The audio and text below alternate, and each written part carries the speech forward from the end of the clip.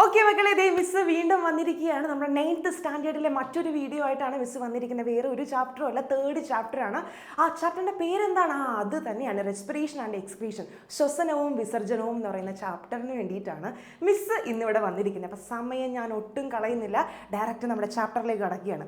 അതായത് നമ്മുടെ ചാപ്റ്ററിൻ്റെ പേര് ഇതാ വരുന്നുണ്ട്.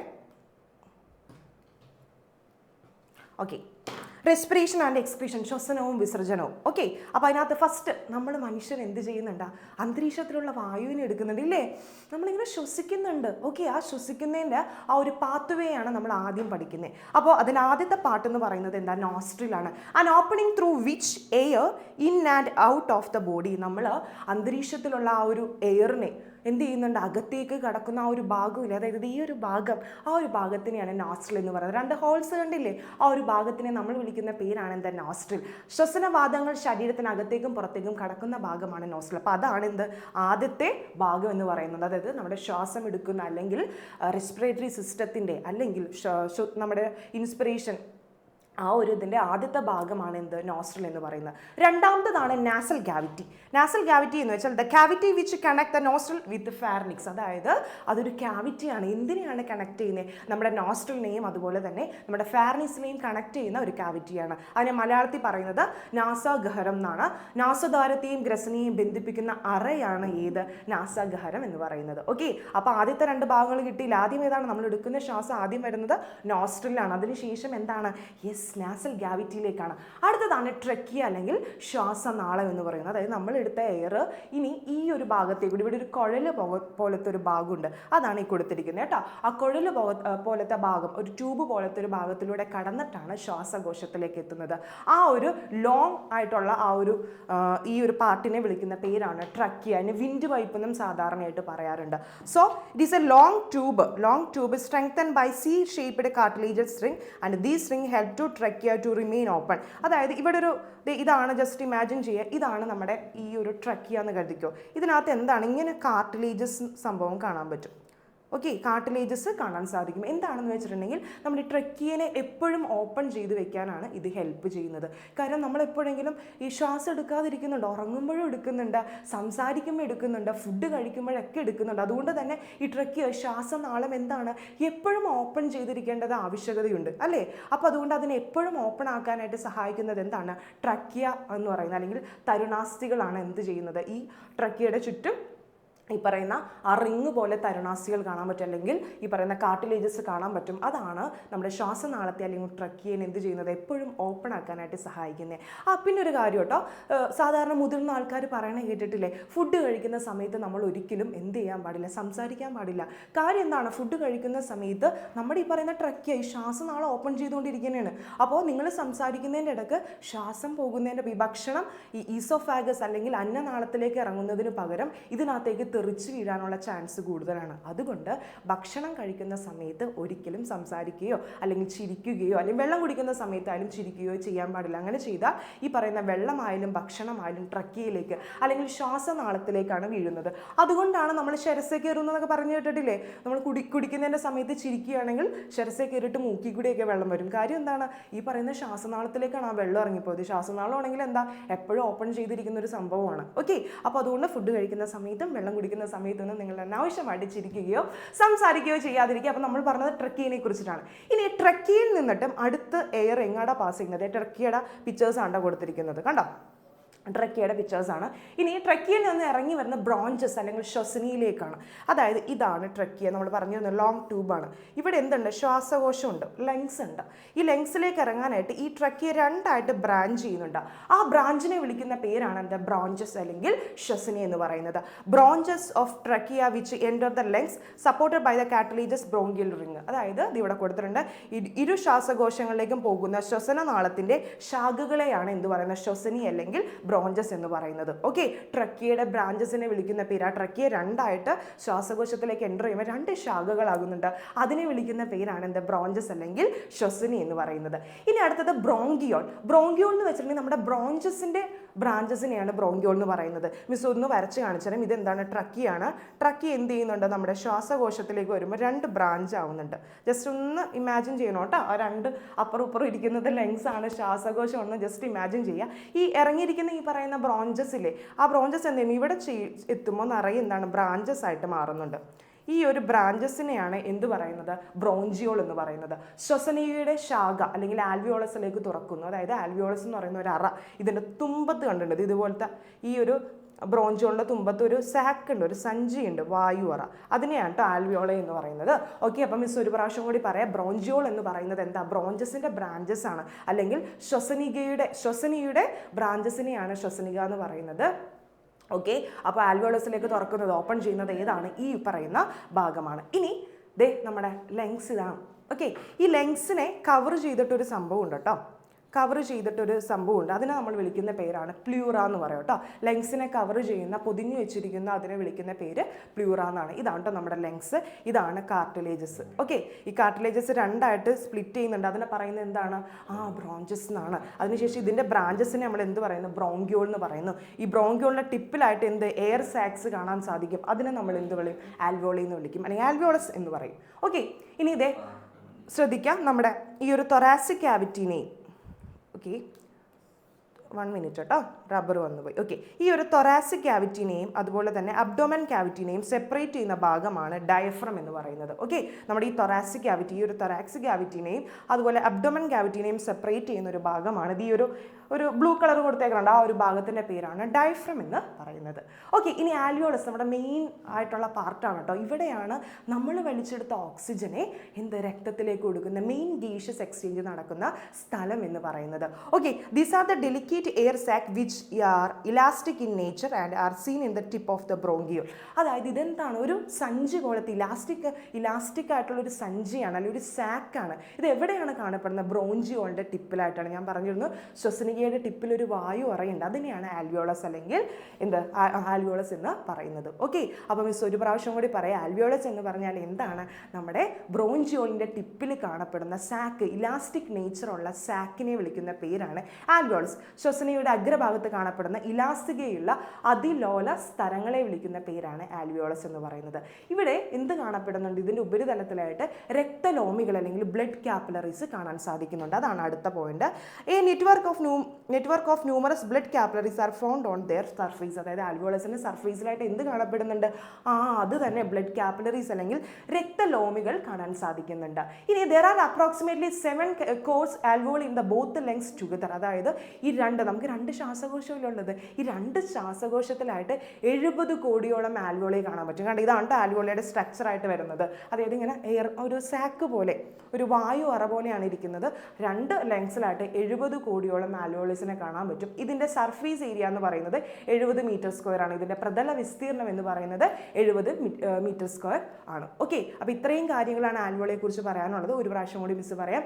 ആൽവിയോളി എന്ന് പറയുന്നത് എന്താണ്, നമ്മുടെ ബ്രോഞ്ചിയോളിൻ്റെ ടിപ്പിൽ കാണുന്ന ഇലാസ്റ്റിക് നേച്ചറുള്ള ഒരു സാക്കാണ്, ഒരു സഞ്ചിയാണ്. അവിടെ വെച്ചിട്ടാണ് നമ്മുടെ ഗേഷ്യസ് എക്സ്ചേഞ്ച് നടക്കുന്നത്. അതുപോലെ തന്നെ അവിടെ എന്ത് കാണാൻ സാധിക്കും, ബ്ലഡ് കാപ്പിലറീസ് അല്ലെങ്കിൽ രക്തലോമികൾ കാണാൻ സാധിക്കും.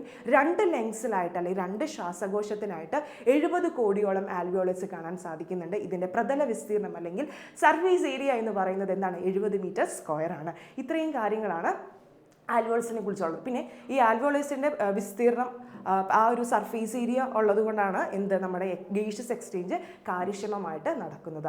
It increase the area of respiratory surface and make A gaseous exchange efficient. അതായത് ഈ ശ്വസന പദത്തിൻ്റെ വിസ്തീർണം വർദ്ധിപ്പിച്ച് അല്ലെങ്കിൽ ഈ പറയുന്ന സർഫേസ് ഏരിയ വർദ്ധിപ്പിച്ചിട്ട് അവിടെ വാതക വിനിമയം അല്ലെങ്കിൽ ഗേഷ്യസ് എക്സ്ചേഞ്ച് സുഗമമായിട്ട് നടത്തുന്നു. ഓക്കെ, ഇനി പാത്ത് ഓഫ് എയർ ഞാൻ ആദ്യമേ പറഞ്ഞിരുന്നു, നമ്മൾ ശ്വാസം വലിച്ചു കഴിഞ്ഞിട്ടുണ്ടെങ്കിൽ ആദ്യം എങ്ങോട്ടേക്കാണ്, നോസ്ട്രിലാണ്. ഓക്കെ, അതാണ് ആദ്യത്തെ. രണ്ടാമത്തേത് എന്താണ്, നാസൽ ക്യാവിറ്റിയാണ്. അതിനുശേഷം ട്രക്കിയ, അതിനുശേഷം ബ്രോഞ്ചസ്, അതിനുശേഷം ബ്രോഞ്ചിയോൾ ആൽവിയോളി. ഇതാണ് അതിൻ്റെ പാത്ത് വേ എന്ന് പറയുന്നത്. നാസാധാരം, നാസികാഗഹരം, ശ്വാസനാളം, ശ്വസനിക, ആൽവിയോളസ്. ഇത്രയും കാര്യങ്ങളാണ് പാത്ത് വേ. അതായത് ചിലപ്പോൾ പാത്ത് ഓഫ് എയറിൻ്റെ ഫ്ലോ ചാർട്ട് തയ്യാറാക്കാൻ പറയാം. അപ്പോൾ ഇതാണ് എഴുതേണ്ടത്, കുറച്ച് ഇമ്പോർട്ടൻ്റ് ആണ്. അപ്പോൾ നിങ്ങളെല്ലാവരും ഇത് പഠിക്കുക. എന്താണിത്, നോസ്ട്രിൽ. ആദ്യം നമ്മൾ നോസ്ട്രിലൂടെ ശ്വാസം വലിക്കുന്നു, അതിനുശേഷം നാസൽ ക്യാവിറ്റിയിലേക്ക് എത്തുന്നു, അതിനുശേഷം ട്രക്കിയയിലൂടെ എയർ ഇറങ്ങി നേരെ ബ്രോഞ്ചസിലേക്ക് പോകുന്നു, അതിനുശേഷം ബ്രോഞ്ചിയോളിലേക്ക് പോകുന്നു, അതിനുശേഷം ആൽവിയോളിയിലേക്ക് പോകുന്നു. ഇങ്ങനെയാണ് നമ്മൾ വലിക്കുന്ന ശ്വാസത്തിൻ്റെ ആ ഒരു പാത അല്ലെങ്കിൽ വായുവിൻ്റെ സഞ്ചാരപാത ഇതാണ്. ഇതെന്തായാലും എൻ്റെ മക്കൾ പഠിക്കണം, ഷുവർ ക്വസ്റ്റ്യൻ ആണ് കേട്ടോ. ഇനി വെന്റിലേഷൻ, ആർക്കെങ്കിലും അറിയാമോ എന്താണ് വെന്റിലേഷൻ എന്നുള്ളത്? ഇത് ഇത്രയേ ഉള്ളൂ. മിസ് ശ്വാസം എടുത്തു ശ്വാസം വിട്ടു. ഇതിനെ വിളിക്കുന്ന പേരാണ് എന്ത്? വെന്റിലേഷൻ എന്ന് പറയുന്നത്. The movement of air from atmosphere to lungs and back is called ventilation. അന്തരീക്ഷത്തിൽ നിന്ന് ശ്വാസകോശത്തിലേക്ക് അകത്തേക്കും പുറത്തേക്കുമുള്ള വായു സഞ്ചാരത്തിനെ വിളിക്കുന്ന പേരാണ് വെന്റിലേഷൻ. മലയാളം മീഡിയം ആയാലും ഇംഗ്ലീഷ് മീഡിയം ആയാലും എന്താണ്? സെയിം തന്നെയാണ് പറയുന്നത്. ഓക്കെ, അതായത് അന്തരീക്ഷത്തിലെ ഓക്സിജനെ നമ്മൾ എടുക്കുന്നു, അതിനുശേഷം പുറത്തേക്ക് കാർബൺ ഡൈ ഓക്സൈഡിനെ വിടുന്നു. ആ എയറിനെ അകത്തേക്ക് എടുത്ത് അതിനുശേഷം പുറത്തേക്ക് കളയുന്ന ലങ്സ് ശ്വാസകോശത്തിലേക്ക് എടുത്ത് ശ്വാസകോശത്തിൽ നിന്ന് പുറത്തേക്ക് വിടുന്ന ആ എയറിൻ്റെ ആ ഒരു ഇതിനെ പറയുന്ന പേരാണ് വെന്റിലേഷൻ എന്ന് പറയുന്നത്. ആർക്കെങ്കിലും ഡൗട്ട് ഉണ്ടോ? ഇല്ല. ഓക്കെ, ഇതെന്തായാലും സാധാരണ ചോദിക്കാറുണ്ട് കേട്ടോ. അപ്പോൾ ഇത്ര ആലോചിച്ചാൽ മതി. ശ്വാസം എടുക്കുക, പുറത്തേക്ക് കളയുക, അതിനെയാണ് വെന്റിലേഷൻ എന്ന് പറയുന്നത്. ഇനി വെന്റിലേഷനിൽ 2 ഘട്ടങ്ങളുണ്ട്. ഒന്ന് ഇൻസ്പിറേഷൻ, ഇൻഹലേഷൻ അല്ലെങ്കിൽ എക്സ്പിറേഷൻ. നമുക്കറിയാം അല്ലേ? അതായത് ശ്വാസം അകത്തേക്ക് എടുക്കുന്നതിനെ നമ്മൾ ഇൻസ്പിറേഷൻ എന്നും പുറത്തേക്ക് മിസ് കളഞ്ഞില്ലേ, അതിനെ എക്സ്പിറേഷൻ എന്നാണ് പറയുന്നത്. The process by which atmosphere air enter the lungs, അതായത് അന്തരീക്ഷ വായുവിനെ ശ്വാസകോശത്തിലേക്ക് കടക്കുന്ന പ്രക്രിയയാണ് ഇൻസ്പിറേഷൻ അഥവാ ഇൻഹലേഷൻ, അല്ലെങ്കിൽ ഉച്ഛ്വാസം എന്നാണ് മലയാളത്തിൽ പറയുന്നത്. ഉച്ഛ്വാസം കേട്ടോ, ഉച്ഛ്വാസം. അതായത് ശ്വാസം അകത്തേക്ക് എടുക്കുന്നതിനെയാണ് ഉച്ഛ്വാസം എന്ന് പറയുന്നത്. ഇനി നിശ്വാസം എന്താണ്? The process by which atmosphere air pass out the lungs, അതായത് ശ്വാസകോശത്തിൽ നിന്ന് ആ എയർ വായു പുറന്തള്ളുന്ന പ്രോസസ്സിനെ വിളിക്കുന്ന പേരാണ് നിശ്വാസം അല്ലെങ്കിൽ എക്സ്പിറേഷൻ അല്ലെങ്കിൽ എക്സലേഷൻ എന്ന് പറയുന്നത്. ഡൗട്ട് ഇല്ലല്ലോ? അപ്പോൾ വെന്റിലേഷനും അതിൻ്റെ ഘട്ടങ്ങളും ചോദിക്കാൻ ചാൻസ് കൂടുതലാണ്. ഓക്കെ, അപ്പോൾ വെന്റിലേഷൻ എന്ന് വെച്ചാൽ അത്രേ ഉള്ളൂ, അതായത് ശ്വാസം എടുത്തിട്ട് അകത്തേക്ക് വിടുന്നത്. ഇൻസ്പിറേഷൻ എന്ന് വെച്ചാൽ അകത്തേക്ക് കിടക്കുന്ന വായുവിനെ അല്ലെങ്കിൽ എയറിനെ അകത്തേക്ക് കിടക്കുന്നതിനെയാണ് ഇൻസ്പിറേഷൻ എന്നും പുറത്തേക്ക് കളയുന്നതിനെയാണ് എക്സ്പിറേഷൻ എന്നും പറയുന്നത്. ഓക്കെ, ഇനി ഈ ഇൻസ്പിറേഷൻ സമയത്തും എക്സ്പിറേഷൻ സമയത്തും നമ്മുടെ ബോഡിയിൽ ഒരുപാട് ചേഞ്ചസ് സംഭവിക്കുന്നുണ്ട്. ഓക്കെ, അപ്പോൾ അതെന്തൊക്കെയാണെന്നാണ് നോക്കുന്നത്. ഇൻ്റർകോസ്റ്റൽ മസിൽസ് എന്ത് ചെയ്യുന്നുണ്ട്? കൺട്രാക്ട് ചെയ്യുന്നുണ്ട്. നമ്മൾ ശ്വാസം എടുക്കുന്ന സമയത്ത് ഇൻട്രകോസ്റ്റൽ മസിൽസ് എന്താണ്? കൺട്രാക്ട്, സങ്കോചിക്കുന്നുണ്ട്. അതേസമയം നമ്മൾ ശ്വാസം പുറത്തേക്ക് വിടുമ്പോഴോ അത് ഒറിജിനൽ കണ്ടീഷനിലേക്ക് തിരിച്ചു പോകുന്നുണ്ട്. ഓക്കെ, അപ്പോൾ ശ്വാസം എടുക്കുന്ന സമയത്താണ് ഇൻട്രകോസ്റ്റൽ മസിൽസ് എന്ത് ചെയ്യുന്നത്? കൺട്രാക്ട് ചെയ്യുന്നത് അല്ലെങ്കിൽ സങ്കോചിക്കുന്നത്. പുറത്തേക്ക് വിടുമ്പോൾ അത് നോർമൽ പൊസിഷനിലേക്ക് എത്തുന്നു. ഇനി റിബ്സ് എന്താണെന്ന് അറിയാമോ? നമ്മുടെ വാരിയലുകൾ ഇവിടെയൊക്കെ ഇങ്ങനെ കണ്ടിട്ടില്ല, എക്സ്റേ എടുക്കുന്ന പോലെ എക്സ്റേ എടുക്കുമ്പോൾ കാണില്ലേ ഇതിങ്ങനെ ഒരു സംഭവം? അതാണ് വാരിയൽ എന്ന് പറയുന്നത്. ഈ വാരിയൽ എന്ത് ചെയ്യുന്നുണ്ട്? പൊങ്ങുന്നുണ്ട്. ജസ്റ്റ് നിങ്ങൾ കൈ ഇവിടെ വെച്ച് നോക്കിയേ, എന്നിട്ടൊന്ന് ശ്വാസം എടുത്ത് നോക്കിയേ, പൊന്തുന്നില്ലേ? ആ സംഭവമാണ് റിബ്സ് അല്ലെങ്കിൽ വാരിയൽ എന്ന് പറയുന്നത്. അത് ശ്വാസം എടുക്കുന്ന സമയത്ത് എന്ത് ചെയ്യുന്നു? റൈസ് ചെയ്യുന്നുണ്ട്. അതിനുശേഷം ശ്വാസം പുറത്തേക്ക് കളയുമ്പോൾ അത് ലോവർ ചെയ്യുന്നുണ്ട്. അതാണ് കൊടുത്തിരിക്കുന്നത് കേട്ടോ. ഇനി ഡയഫ്രം എന്ത് ചെയ്യുന്നുണ്ട്? ഡയഫ്രം കൺട്രാക്ട് ചെയ്യുന്നുണ്ട്. ഡയഫ്രം എന്ന് പറയുന്നത് ഈ ഒരു ഭാഗമാണ്. ഈ ഒരു ഭാഗം ശരിക്കും ഇങ്ങനെ, ഈ ഒരു ഭാഗം ഇതാണ് ഡയഫ്രം എന്ന് പറയുന്നത്. ഇത് ശ്വാസം എടുക്കുന്ന സമയത്ത് എന്ത് ചെയ്യുന്നുണ്ട്? സങ്കോചിക്കുന്നുണ്ട്, അതായത് കൺട്രാക്ട് ചെയ്യുന്നുണ്ട്. ഇനി ശ്വാസം പുറത്തേക്ക് കളയുമ്പോൾ അത് നോർമൽ പൊസിഷനിലേക്ക് തിരിച്ചു വരുന്നു. ഓക്കെ, അപ്പോൾ നിങ്ങളൊന്ന് ശ്രദ്ധിച്ചാൽ മതി. ഇൻ്റർകോസ്റ്റൽ മസിൽസും അതുപോലെ തന്നെ ഡയഫ്രോമാണ് ശ്വാസം എടുക്കുന്ന സമയത്ത് കൺട്രാക്ട് ചെയ്യുന്നത്. പുറത്തേക്ക് വിടുമ്പോൾ നോർമൽ സ്റ്റേറ്റിലേക്ക് അത് മാറുന്നുണ്ട്. അതേസമയം റിബ്സ് എന്താണ്? പൊന്തുകയാണ് ചെയ്യുന്നത്, ഉയരുന്നുണ്ട് അല്ലെങ്കിൽ റൈസ് ചെയ്യുന്നുണ്ട്. അതായത് ശ്വാസം എടുക്കുമ്പോൾ കേട്ടോ, പുറത്തേക്ക് കളയുമ്പോൾ എന്താണ്? അത് താഴുന്നുണ്ട്. അത് നിങ്ങളിവിടെ വെച്ച് നോക്കുമ്പോൾ തന്നെ അറിയാൻ പറ്റും. ജസ്റ്റ് കൈ വെച്ചിട്ട് ശ്വാസം എടുക്കുമ്പോൾ ഈ പറയുന്ന റിബ്സ് പൊന്തുന്നത് നിങ്ങൾക്ക് ഫീൽ ചെയ്യും. ഓക്കെ, ഇനി അതിൻ്റെ ബോക്സ് ആണ് കൊടുത്തിരിക്കുന്നത് കേട്ടോ. ഇൻസ്പിറേഷനും എക്സ്പിറേഷനും നടക്കുന്ന സമയത്ത് നമ്മുടെ ഇൻ്റർകോസ്റ്റൽ മസിൽസ് ഇൻസ്പിറേഷൻ ടൈമിൽ എന്ത് ചെയ്യും? കൺട്രാക്ട് ചെയ്യും, സങ്കോചിക്കും. അപ്പം മറ്റേതോ എക്സ്പിറേഷൻ പുറത്തേക്ക് കളയുമ്പോഴോ നോർമൽ പൊസിഷനിലേക്ക് തിരിച്ചു വരുന്നു. ഇനി മൂവ്മെൻറ്റ് ഓഫ് റിബ്സ് ഞാൻ പറഞ്ഞിരുന്നു, പൊന്തുന്നു, റൈസ് ചെയ്യുന്നു, ഉയരുന്നു. പുറത്തേക്ക് കളയുമ്പോഴോ ലോവർ ചെയ്യുന്നു. ഇനി change of okay to the diaphragm എന്ത് ചെയ്യുന്നുണ്ട്? കൺട്രാക്ട് ചെയ്യുന്നുണ്ട്. അതേസമയം പുറത്തേക്ക് കളയുമ്പോൾ അത് നോർമൽ ഒറിജിനൽ കണ്ടീഷനിലേക്ക് തിരിച്ചു വരുന്നു. ഇനി വോളിയം ഓഫ് തൊറാസിക് ക്യാവിറ്റി, നമ്മുടെ തൊറാസിക് ക്യാവിറ്റിയുടെ വോളിയം എന്ത് ചെയ്യുന്നുണ്ട്? നമ്മൾ ശ്വാസം എടുക്കുന്ന സമയത്ത് ഇൻക്രീസ് ചെയ്യുന്നുണ്ട് കേട്ടോ. അതാണ് കൊടുത്തിരിക്കുന്നത്. ഇനി പുറത്തേക്ക് കളയുമ്പോൾ അത് ഡിക്രീസ് ചെയ്യുന്നു.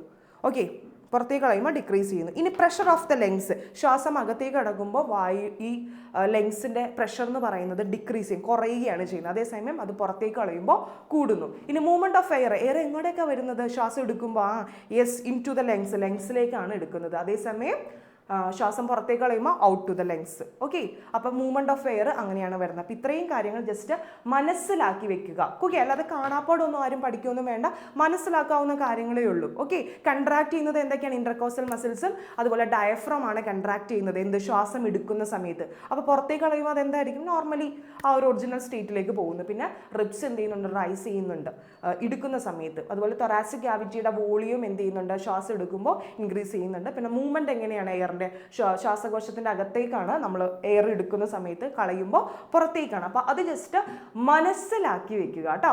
എളുപ്പമാണ്, വലിയ കാര്യമായിട്ടൊന്നും പഠിക്കാതെ നിങ്ങൾ തന്നെ നിങ്ങൾ ശ്വാസം എടുത്തങ്ങ് നോക്കുക. അപ്പോൾ നമുക്ക് ഫീൽ ചെയ്യും ഓരോ കാര്യങ്ങൾ.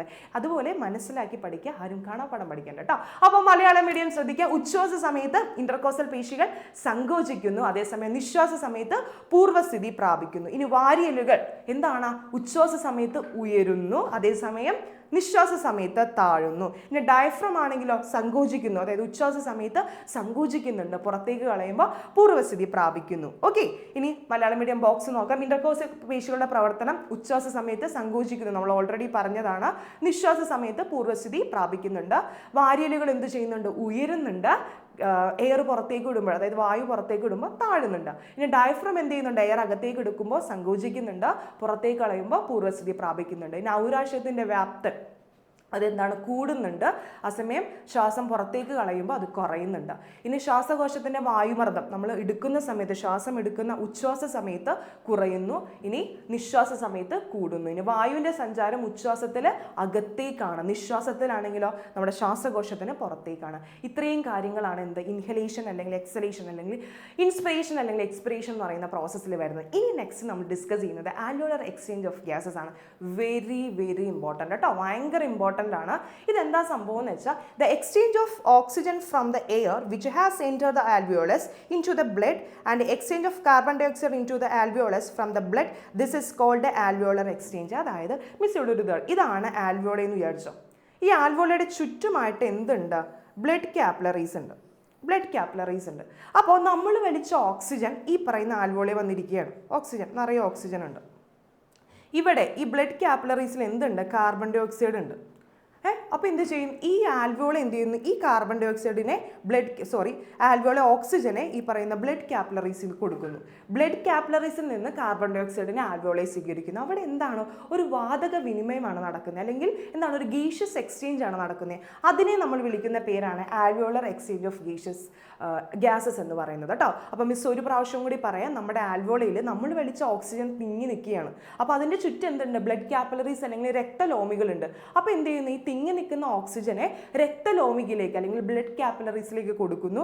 അതിനുശേഷം ബ്ലഡ് കാപ്പിലറീസിൽ തിങ്ങി നിൽക്കുന്ന കാർബൺ ഡൈ ഓക്സൈഡിനെ തിരിച്ച് ആൽവിയോളയിലേക്ക് കൊടുക്കുന്നു. തിരിച്ചു കൊടുക്കുമ്പോൾ നമ്മൾ എന്ത് ചെയ്യുന്നത്? അത് പുറത്തേക്ക് കളയുന്നത് ആ ഒരു കാർബൺ ഡൈ ഓക്സൈഡ് ആണ് കേട്ടോ.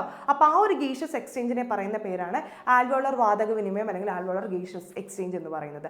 ആൽവിയോളസിലെത്തിയ വായുവിൽ നിന്നും ഓക്സിജനെ രക്തത്തിലേക്കും രക്തത്തിലുള്ള കാർബൺ ഡൈ ഓക്സൈഡിനെ ആൽവിയോളസിലേക്കും കൈമാറുന്ന ആ ഒരു ശ്വസനത്തിന്റെ ഘട്ടത്തെ വിളിക്കുന്ന പേരാണ് ആൽവിയോളർ വാതക വിനിമയം എന്ന് പറയുന്നത്. മനസ്സിലായോ? ഇത് ഭയങ്കര ഇമ്പോർട്ടൻ്റ് ആണ് കേട്ടോ. അതായത് ആൽവിയോളസിലുള്ള ശ്വാസകോശത്തിലുള്ള ഓക്സിജനെ രക്തത്തിലേക്ക് കൊടുക്കും, രക്തത്തിലുള്ള കാർബൺ ഡൈ ഓക്സൈഡിനെ തിരിച്ച് ആൽവിയോളസിലേക്ക് കൊടുക്കും. അതാണ് സംഭവം. ആ ഒരു ഗീഷ്യസ് എക്സ്ചേഞ്ചിനെ വിളിക്കുന്ന പേരാണ് ആൽവിയോളർ വാതക വിനിമയം എന്ന് പറയുന്നത്. വെരി വെരി ഇമ്പോർട്ടൻ്റ് ആണ്. അപ്പോൾ എല്ലാവരും പഠിക്കുക. ഞാൻ പറഞ്ഞ പോലെ ആരും കാണാപ്പാടൊന്നും പഠിക്കേണ്ട, മനസ്സിലാക്കി തന്നെ പഠിക്കുക കേട്ടോ.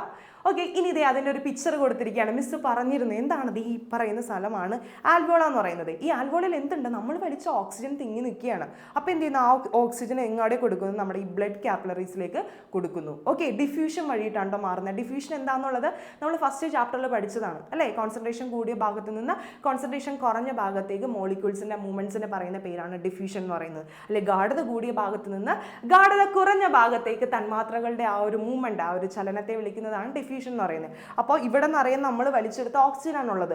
ഓക്സിജൻ എന്ത് ചെയ്യുന്നു? കുറഞ്ഞ ഭാഗമായ, അതായത് ബ്ലഡിലേക്ക് ഒഴുകുന്നു. അപ്പോൾ ബ്ലഡിൽ എന്തുണ്ട്? കാർബൺ ഡൈ ഓക്സൈഡ് ഉണ്ട്. അത് തിരിച്ച് എങ്ങോട്ടേക്ക് കയറുന്നു? നമ്മുടെ ആൽവിയോളസിലേക്ക് കയറുന്നു. അതാണ് ആൽവിയോളർ ഗീഷ്യസ് എക്സ്ചേഞ്ച് എന്ന് പറയുന്നത്. വേറൊരു പിക്ചറും കൊടുത്തിട്ടുണ്ട് കേട്ടോ.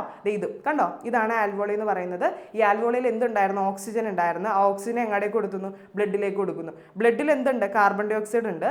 ആ കാർബൺ ഡൈ ഓക്സൈഡിനെ ഇങ്ങോട്ടേക്ക് ആൽവിയോളയിലേക്ക് കൊടുക്കുന്നു. അതാണ് ആൽവിയോളർ ഗീഷ്യസ് എക്സ്ചേഞ്ച് എന്ന് പറയുന്നത്. നിങ്ങൾ പിക്ചർ വെച്ച് പഠിച്ചു കഴിഞ്ഞാൽ കുറച്ചും കൂടി എളുപ്പമായിരിക്കും കേട്ടോ. ഓക്കെ, ഇനി സർഫക്റ്റന്റ് എന്ന് പറഞ്ഞാൽ നമ്മൾ ശ്വാസം എടുക്കുന്ന സമയത്ത് ശ്വാസകോശം എന്ത് ചെയ്യുന്നുണ്ട്? വികസിക്കുന്നുണ്ട്. ഓക്കെ, അതെ, നമ്മളൊരു ബലൂൺ വീർപ്പിച്ചു, ആ ബലൂണിലേക്ക് നമ്മൾ എയർ കൊടുക്കുമ്പോൾ ബലൂൺ വന്ന് വീർക്കുന്നില്ലേ?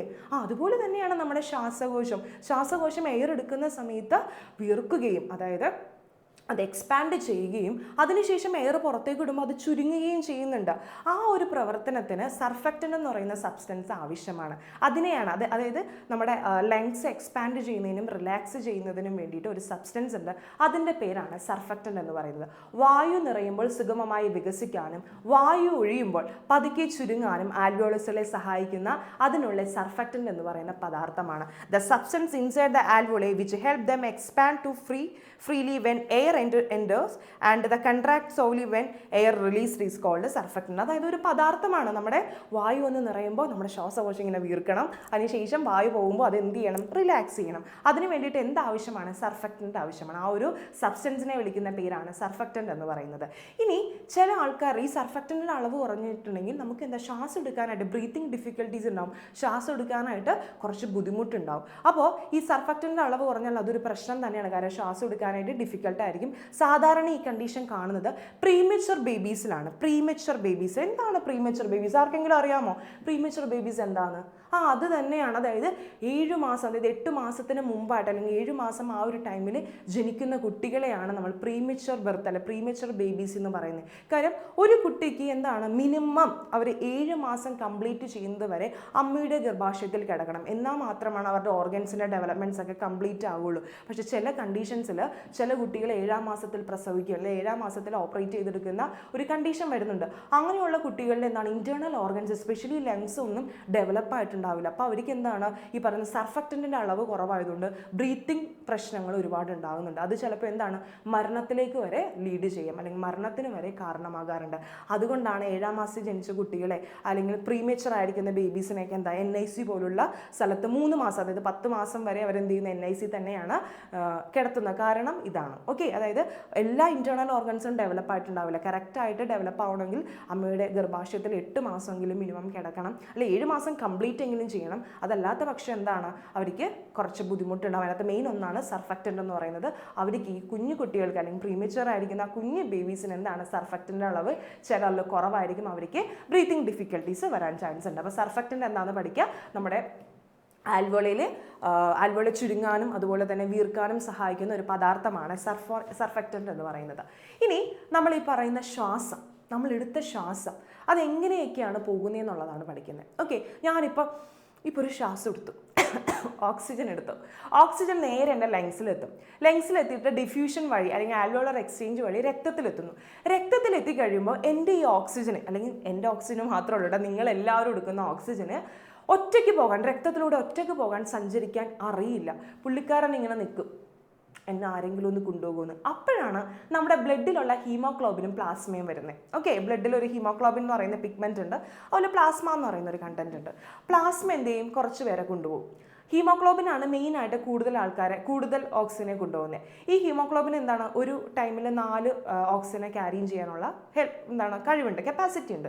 അപ്പോൾ ഹീമോഗ്ലോബിൻ പറയും ശരി ഓക്സിജൻ ചേട്ടാ ഞാൻ നിങ്ങളെ കൊണ്ടുപോയിക്കോളാം എന്ന് പറഞ്ഞിട്ട് ഓക്സിജൻ എന്ത് ചെയ്യും, ഈ പറയുന്ന ഹീമോഗ്ലോബിനൊപ്പം യാത്ര തുടങ്ങും. അവരിങ്ങനെ പാട്ടൊക്കെ പാടി ഡാൻസൊക്കെ കളിച്ച് ഈ ഓക്സിജനും അതുപോലെ ഹീമോഗ്ലോബിനും കൂടി ചേർന്നിട്ട് ഓക്സി ഹീമോഗ്ലോബിൻ ഫോം ചെയ്യുന്നുണ്ട്. ഓക്കെ, ഓക്സി ഹീമോഗ്ലോബിൻ ഫോം ചെയ്യുന്നുണ്ട്. ഓക്കെ, രണ്ടുപേരും കൂടി നല്ല ഫ്രണ്ട്സ് ആയിട്ട് ഓക്സി ഹീമോഗ്ലോബിൻ ഫോം ചെയ്യുന്നു. അതായത് ഹീമോഗ്ലോബിനും ഓക്സിജനും കൂടി ചേർന്നിട്ട് ഓക്സി ഹീമോഗ്ലോബിൻ ഉണ്ടാവുന്നു.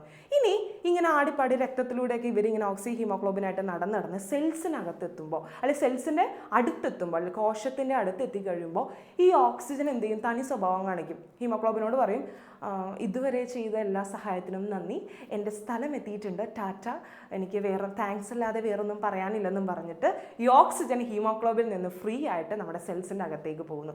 അതാണ് ഈ ഒരു ഭാഗത്ത് കൊടുത്തിരിക്കുന്നത് കേട്ടോ. ഈ ഒരു ഭാഗത്ത് കൊടുത്തിരിക്കുന്ന അതാണ്. അതായത് നമ്മൾ വലിച്ചിരിക്കുന്ന ഓക്സിജൻ എങ്ങാടേക്ക് ബ്ലഡിലെത്തുന്നു. ബ്ലഡിലെത്തിക്കഴിഞ്ഞാൽ ഓക്സിജന് വഴി അറിയില്ല, അല്ലെങ്കിൽ ഒറ്റയ്ക്ക് സഞ്ചരിക്കാൻ അറിയില്ല. അപ്പം തന്നെ ഒന്നിൽ ഈ പ്ലാസ്മയായിട്ട് കൂട്ടുവിടുന്നു അല്ലെങ്കിൽ ഹീമോഗ്ലോബിനായിട്ട് കൂട്ടുവിടുന്നു. ഹീമോഗ്ലോബിനായിട്ട് കൂട്ടുകൂടിയിട്ട് ഓക്സി ഹീമോഗ്ലോബിൻ ഉണ്ടാകുന്നു. അതിങ്ങനെ ബ്ലഡിലൂടെ സഞ്ചരിച്ച് സെൽസിൻ്റെ അടുത്തെത്തുമ്പോൾ അല്ലെങ്കിൽ കോശത്തിൻ്റെ അടുത്തെത്തി കഴിയുമ്പോൾ ഓക്സിജൻ ഫ്രീ ആയിട്ടാണ് സെല്ലിലേക്ക് കിടക്കുന്നത്. അല്ലാതെ ഹീമോഗ്ലോബിനെ കൊണ്ടുപോകുന്നില്ല. ചേട്ടാ എൻ്റെ വീടെത്തി, എനിക്ക് ഇവിടെ വന്ന എല്ലാത്തിനും നന്ദി എന്നും പറഞ്ഞിട്ട് പുള്ളിക്കാരൻ അല്ലെങ്കിൽ ഓക്സിജൻ എന്ത് ചെയ്യുന്നുണ്ട്, അകത്തേക്ക് കയറിപ്പോകുന്നു.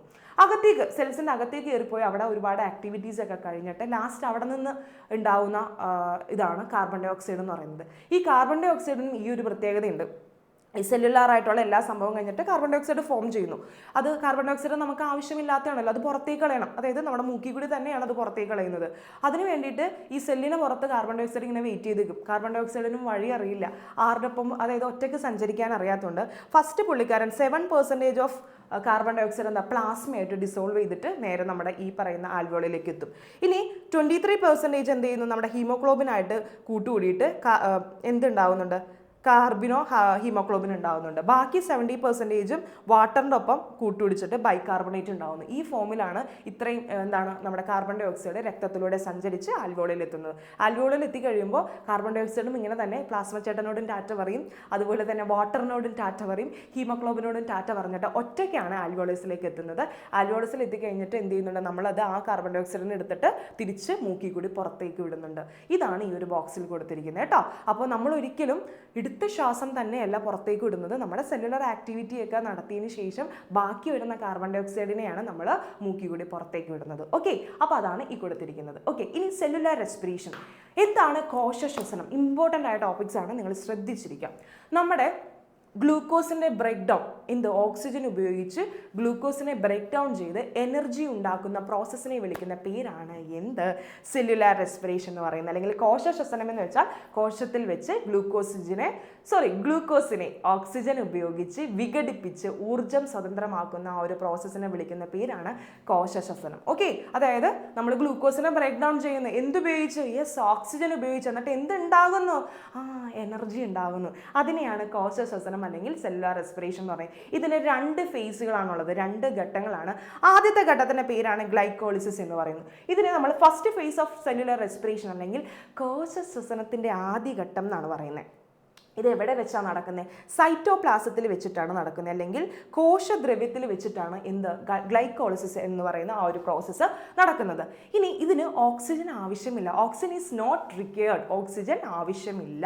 ഇനി അവിടെ നടക്കുന്ന റിയാക്ഷൻസ് എന്താണ്, glucose is converted into pyruvic acid, അതായത് ഗ്ലൂക്കോസിനെ എന്താക്കുന്നു, പൈറൂവിക് ആസിഡാക്കി മാറ്റുന്നുണ്ട്.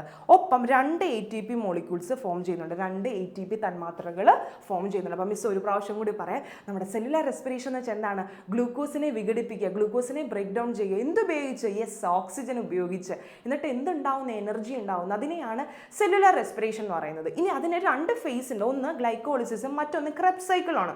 അതായത് ഗ്ലൈക്കോളിസിസ് എന്ന് പറയുന്നത് ആദ്യത്തെ ഘട്ടമാണ്. ഇത് സൈറ്റോപ്ലാസത്തിൽ വെച്ചിട്ടാണ് നടക്കുന്നത്, ഓക്സിജൻ ആവശ്യമില്ല. ഇത് എന്ത് ചെയ്യുന്നുണ്ട്, ഗ്ലൂക്കോസിനെ പൈറൂവിക് ആസിഡാക്കി മാറ്റുന്നുണ്ട്, 2 ATP മോളിക്യൂൾസ് എന്ത് ചെയ്യുന്നുണ്ട്, ഫോം ചെയ്യുന്നുണ്ട്. ഇനി ക്രെബ്സ് സൈക്കിൾ എന്തായിരിക്കും, അത് മറ്റേത് ആദ്യ ഘട്ടമാണെങ്കിൽ ഇത് 2ാം ഘട്ടമാണ്, കോശ ശ്വസനത്തിന്റെ 2ാം ഘട്ടമാണ്, second phase of cellular respiration. ഇനി അത് എവിടെ വെച്ചാൽ, മറ്റേത് സൈറ്റോപ്ലാസത്തിലാണെങ്കിൽ ഇത് മൈറ്റോകോൺട്രിയയിൽ വെച്ചിട്ടാണ് നടക്കുന്നത്, ഓക്സിജൻ ആവശ്യമാണ്. മറ്റേതിന് എന്തായിരുന്നു, ഓക്സിജൻ ആവശ്യമില്ലായിരുന്നു. പക്ഷെ നമ്മുടെ 2ാം ഘട്ടത്തിൽ എന്താണ്, ഓക്സിജൻ ആവശ്യമാണ്.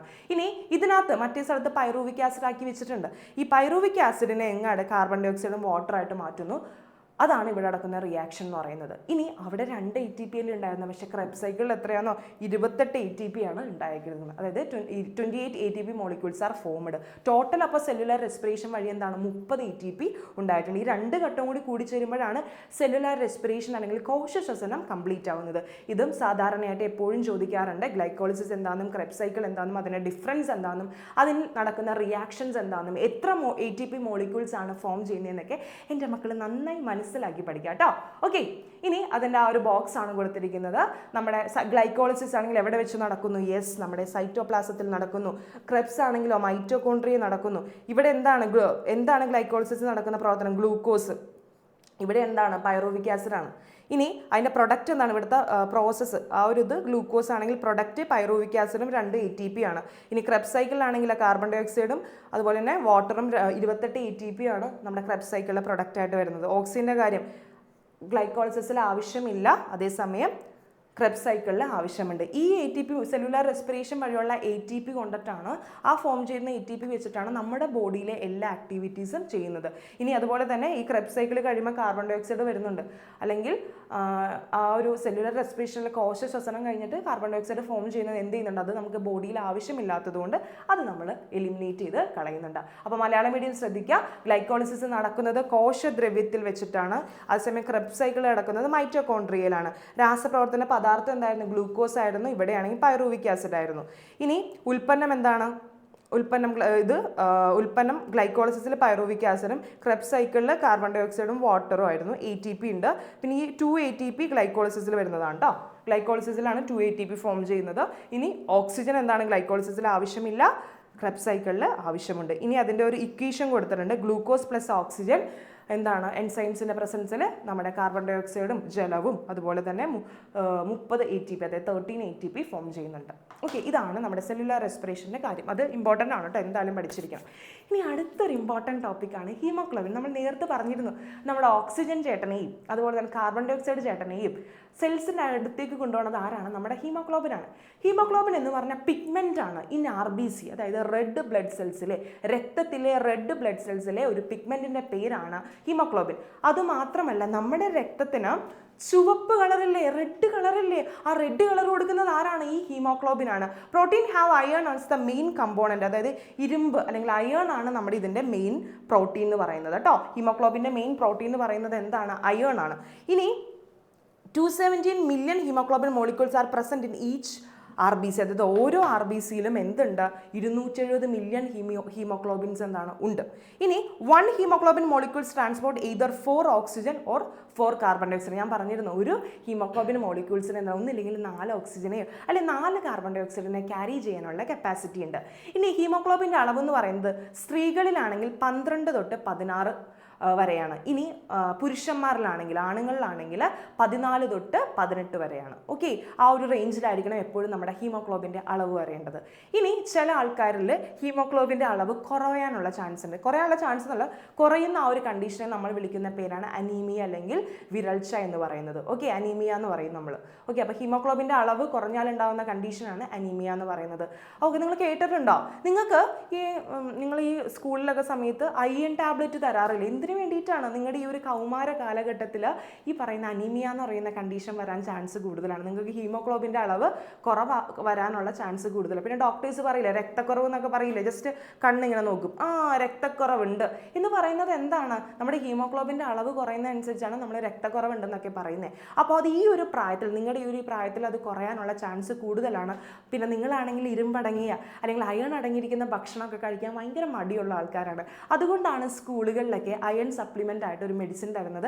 അപ്പോൾ അത് നിങ്ങൾ വേണ്ടെന്ന് വെക്കരുത്. കാര്യം നിങ്ങളുടെ നന്മയ്ക്ക് വേണ്ടിയിട്ടാണ് അങ്ങനെയുള്ള മെഡിസിൻസ് ഒക്കെ തരുന്നത്. അപ്പോൾ മാക്സിമം നല്ല നിങ്ങളത് കഴിച്ചിരിക്കണം. കാര്യം ഈ ഒരു പ്രായത്തിൽ അയൺ ഡെഫിഷ്യൻസി അല്ലെങ്കിൽ അത് അനീമിയക്ക് റീസൺ ആകാറുണ്ട്. ഓക്കെ, അപ്പോൾ ഹീമോഗ്ലോബിൻ എന്ന് വെച്ചാൽ എന്താണ്? നമ്മുടെ RBCയിലെ ഒരു പിഗ്മെൻ്റ് ആണ്.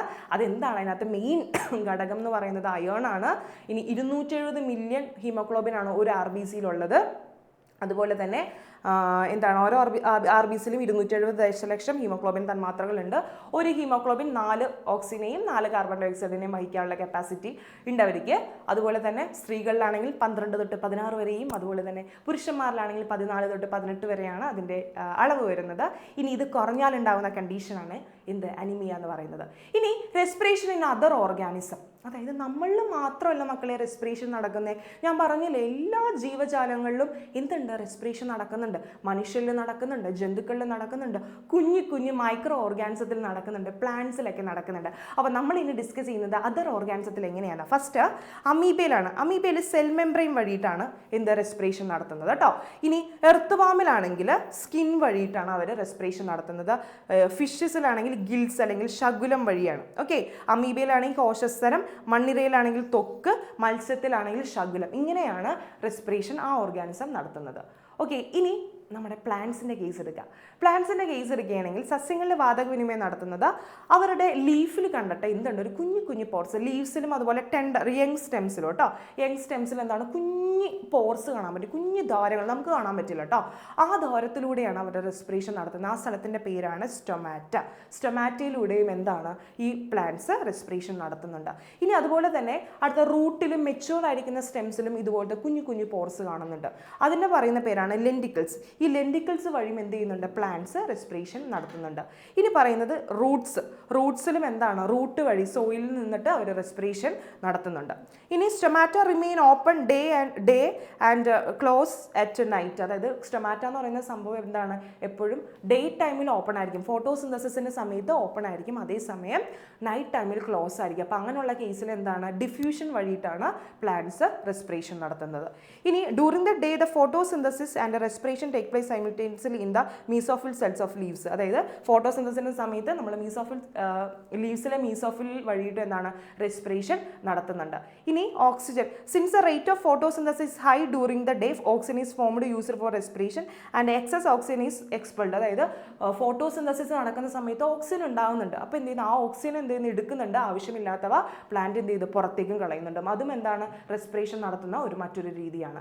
ഇനി അതുപോലെ തന്നെ carbon dioxide is formed as a result of respiration is utilised for photosynthesis. അതായത് പ്ലാന്റ്സ് എന്ത് ചെയ്യുന്നുണ്ട്, ഓക്സിജനെ വലിച്ചെടുത്തിട്ട് കാർബൺ ഡൈ ഓക്സൈഡിനെ പുറത്തേക്ക് കളയുന്നില്ലേ, പക്ഷെ അവർ ഫോട്ടോസിന്തസിസിന് വേണ്ടിയിട്ട് ആ പുറത്തേക്ക് കളയുന്നതിനെ പ്ലാന്റ്സ് ഇടയ്ക്ക് വലിച്ചെടുക്കാറുണ്ട്. ഓക്കെ, അപ്പോൾ ഇത്രയും കാര്യങ്ങളാണ് നമ്മുടെ ഈ ഒരു പ്ലാന്റ്സിൽ നടക്കുന്നത്.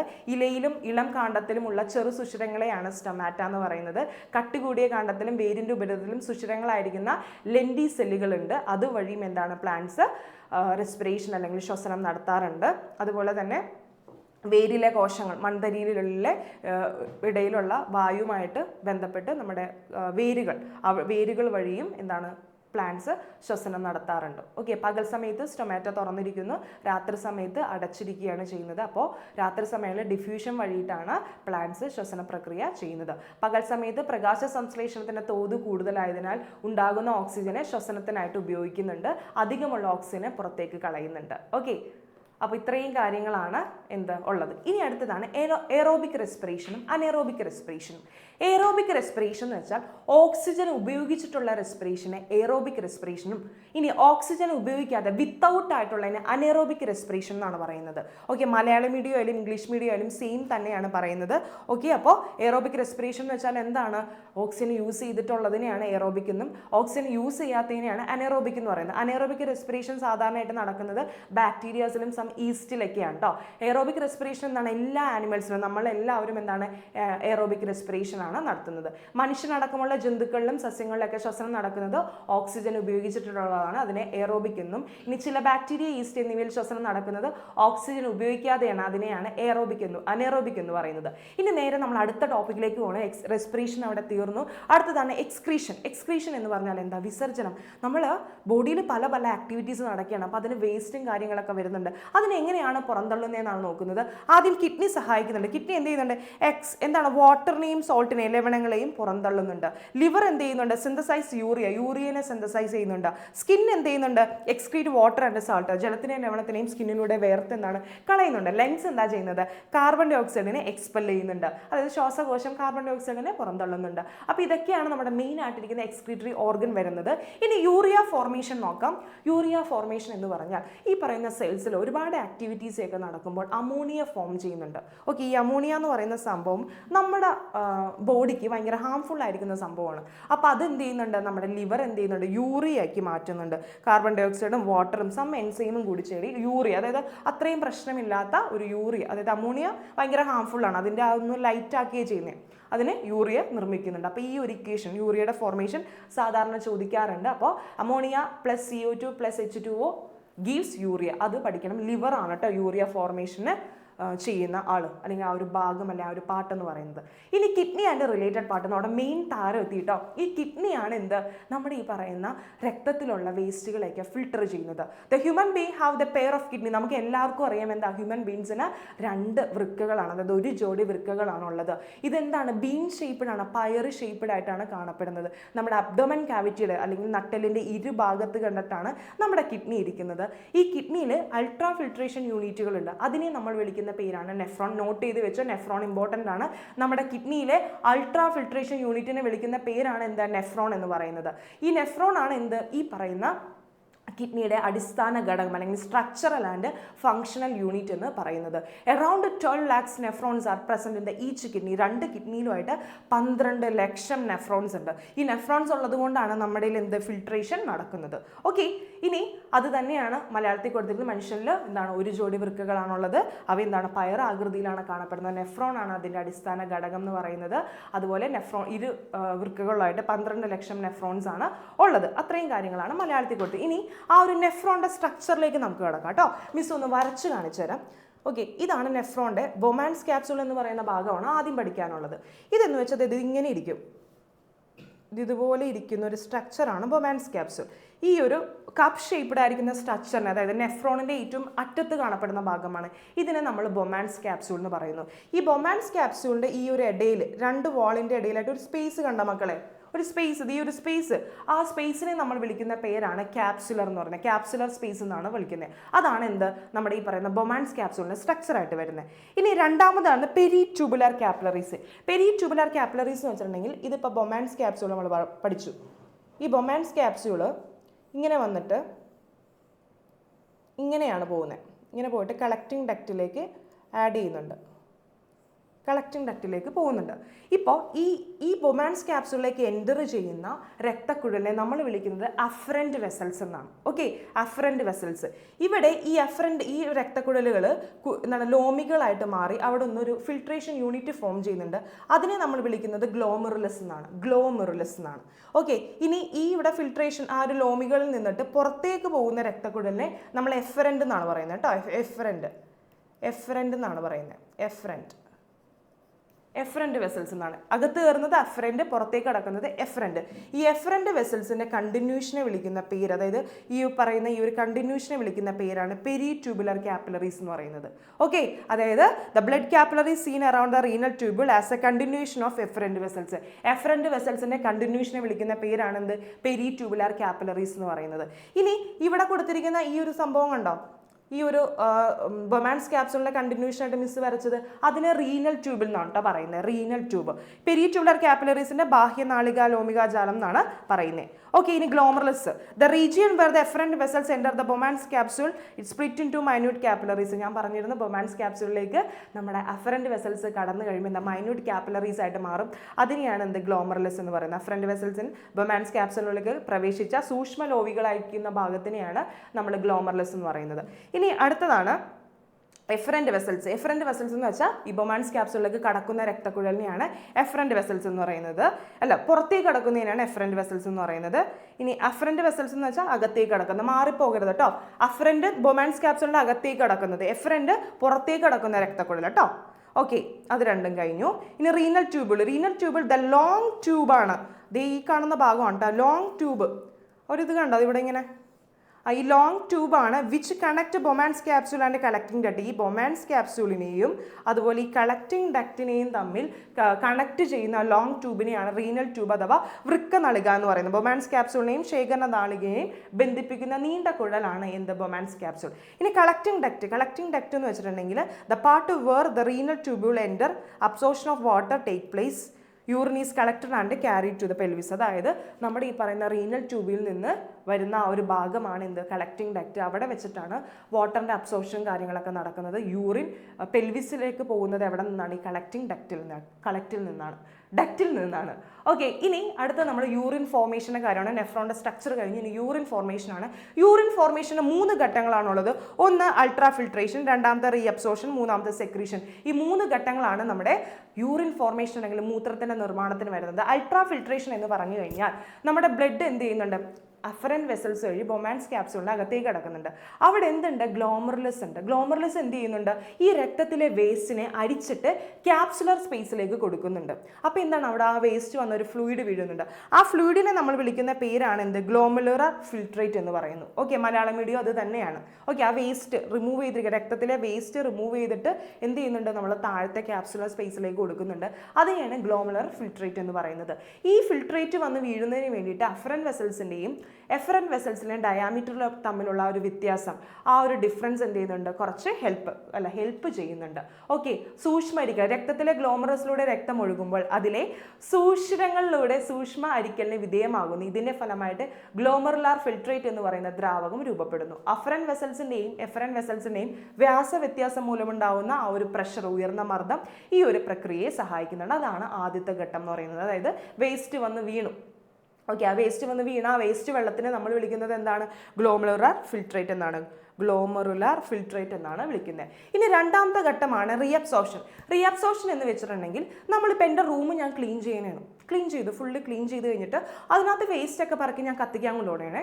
കത്തിക്കാൻ കൊണ്ടുപോകുമ്പോൾ ഞാൻ കത്തിക്കുന്നതിന് മുമ്പ് ഒന്ന് ചെക്ക് ചെയ്യും, ഇനി എന്താണ്, ഇനി ആവശ്യമുള്ളത് എന്തെങ്കിലും അതിനകത്ത് പെട്ടുപോയോ എന്നറിയാനായിട്ട്. അത് തന്നെയാണ് റീഅബ്സോർപ്ഷൻ. അതായത് ഇനി ആവശ്യ ഘടകങ്ങൾ എങ്ങാനും ഗ്ലോമറസ് ഫിൽട്രേറ്റിൽ പെട്ടെങ്കിൽ അതിനെ വീണ്ടും റീഅബ്സോർബ് ചെയ്തെടുക്കുന്നു. അതിനെയാണ് റീഅബ്സോർപ്ഷൻ അല്ലെങ്കിൽ പുനരാഗീരണം എന്ന് പറയുന്നത്. ഗ്ലോമറസ് ഫിൽട്രേറ്റിലെ വൃക്കനാളികളിലൂടെ ശേഖരണ നാളികളിലേക്ക് ഒഴുകുമ്പോൾ അതിലെ ആവശ്യ വസ്തുക്കളെ പുനരാഗിരണം ചെയ്തെടുക്കുന്നു. അതാണ് സംഭവം, റീഅബ്സോർപ്ഷൻ എന്ന് പറയുന്ന ആ സ്റ്റേജ് പറയുന്നത്. അടുത്തത് സെക്രീഷൻ ആണ്. സെക്രീഷൻ എന്ന് പറഞ്ഞിട്ടുണ്ടെങ്കിൽ ഇപ്പോൾ ഞാൻ വേസ്റ്റ് സാധനങ്ങളൊക്കെ കൊണ്ട് കത്തിച്ചളഞ്ഞു, വീണ്ടും റൂമിൽ വരുമ്പോൾ വീണ്ടും ഞാൻ ചിന്തിക്കും ഇനിയും ആവശ്യമില്ലാത്ത എന്തെങ്കിലും ഇവിടെ ഇരിക്കുന്നുണ്ടോ എന്നുള്ളത്. അതാണ് സെക്രീഷൻ എന്ന് പറയുന്നത്.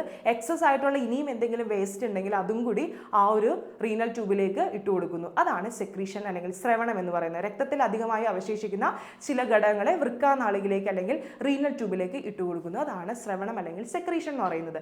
ഇനി ആ ഗ്ലോമറസ് ഫിൽട്രേറ്റിന്റെ കാര്യം പറഞ്ഞില്ലേ, അതിനകത്ത് എന്തൊക്കെ ഘടകങ്ങൾ ഉണ്ടെന്നാണ് നോക്കുന്നത്. ജലമുണ്ട്, ഗ്ലൂക്കോസ് ഉണ്ട്, അമിനോ ആസിഡ് ഉണ്ട്, സോഡിയം ഉണ്ട്, പൊട്ടാസ്യം ഉണ്ട്, കാൽഷ്യം ഉണ്ട്, അയണുകളുണ്ട്, വിറ്റാമിനുകളുണ്ട്, യൂറിയ ഉണ്ട്, യൂറിക് ആസിഡ് ഉണ്ട്, ക്രിയാറ്റിൻ ഉണ്ട്. എന്നിവയാണ് ഗ്ലോമറസ് ഫിൽട്രേറ്റിന്റെ ഘടകങ്ങൾ അല്ലെങ്കിൽ കമ്പോണൻസ് എന്ന് പറയുന്നത്. അത് നിങ്ങൾ എന്തായാലും പഠിച്ചു വെച്ചേക്കട്ടോ, സാധാരണയായിട്ട് ചോദിക്കാറുണ്ട്.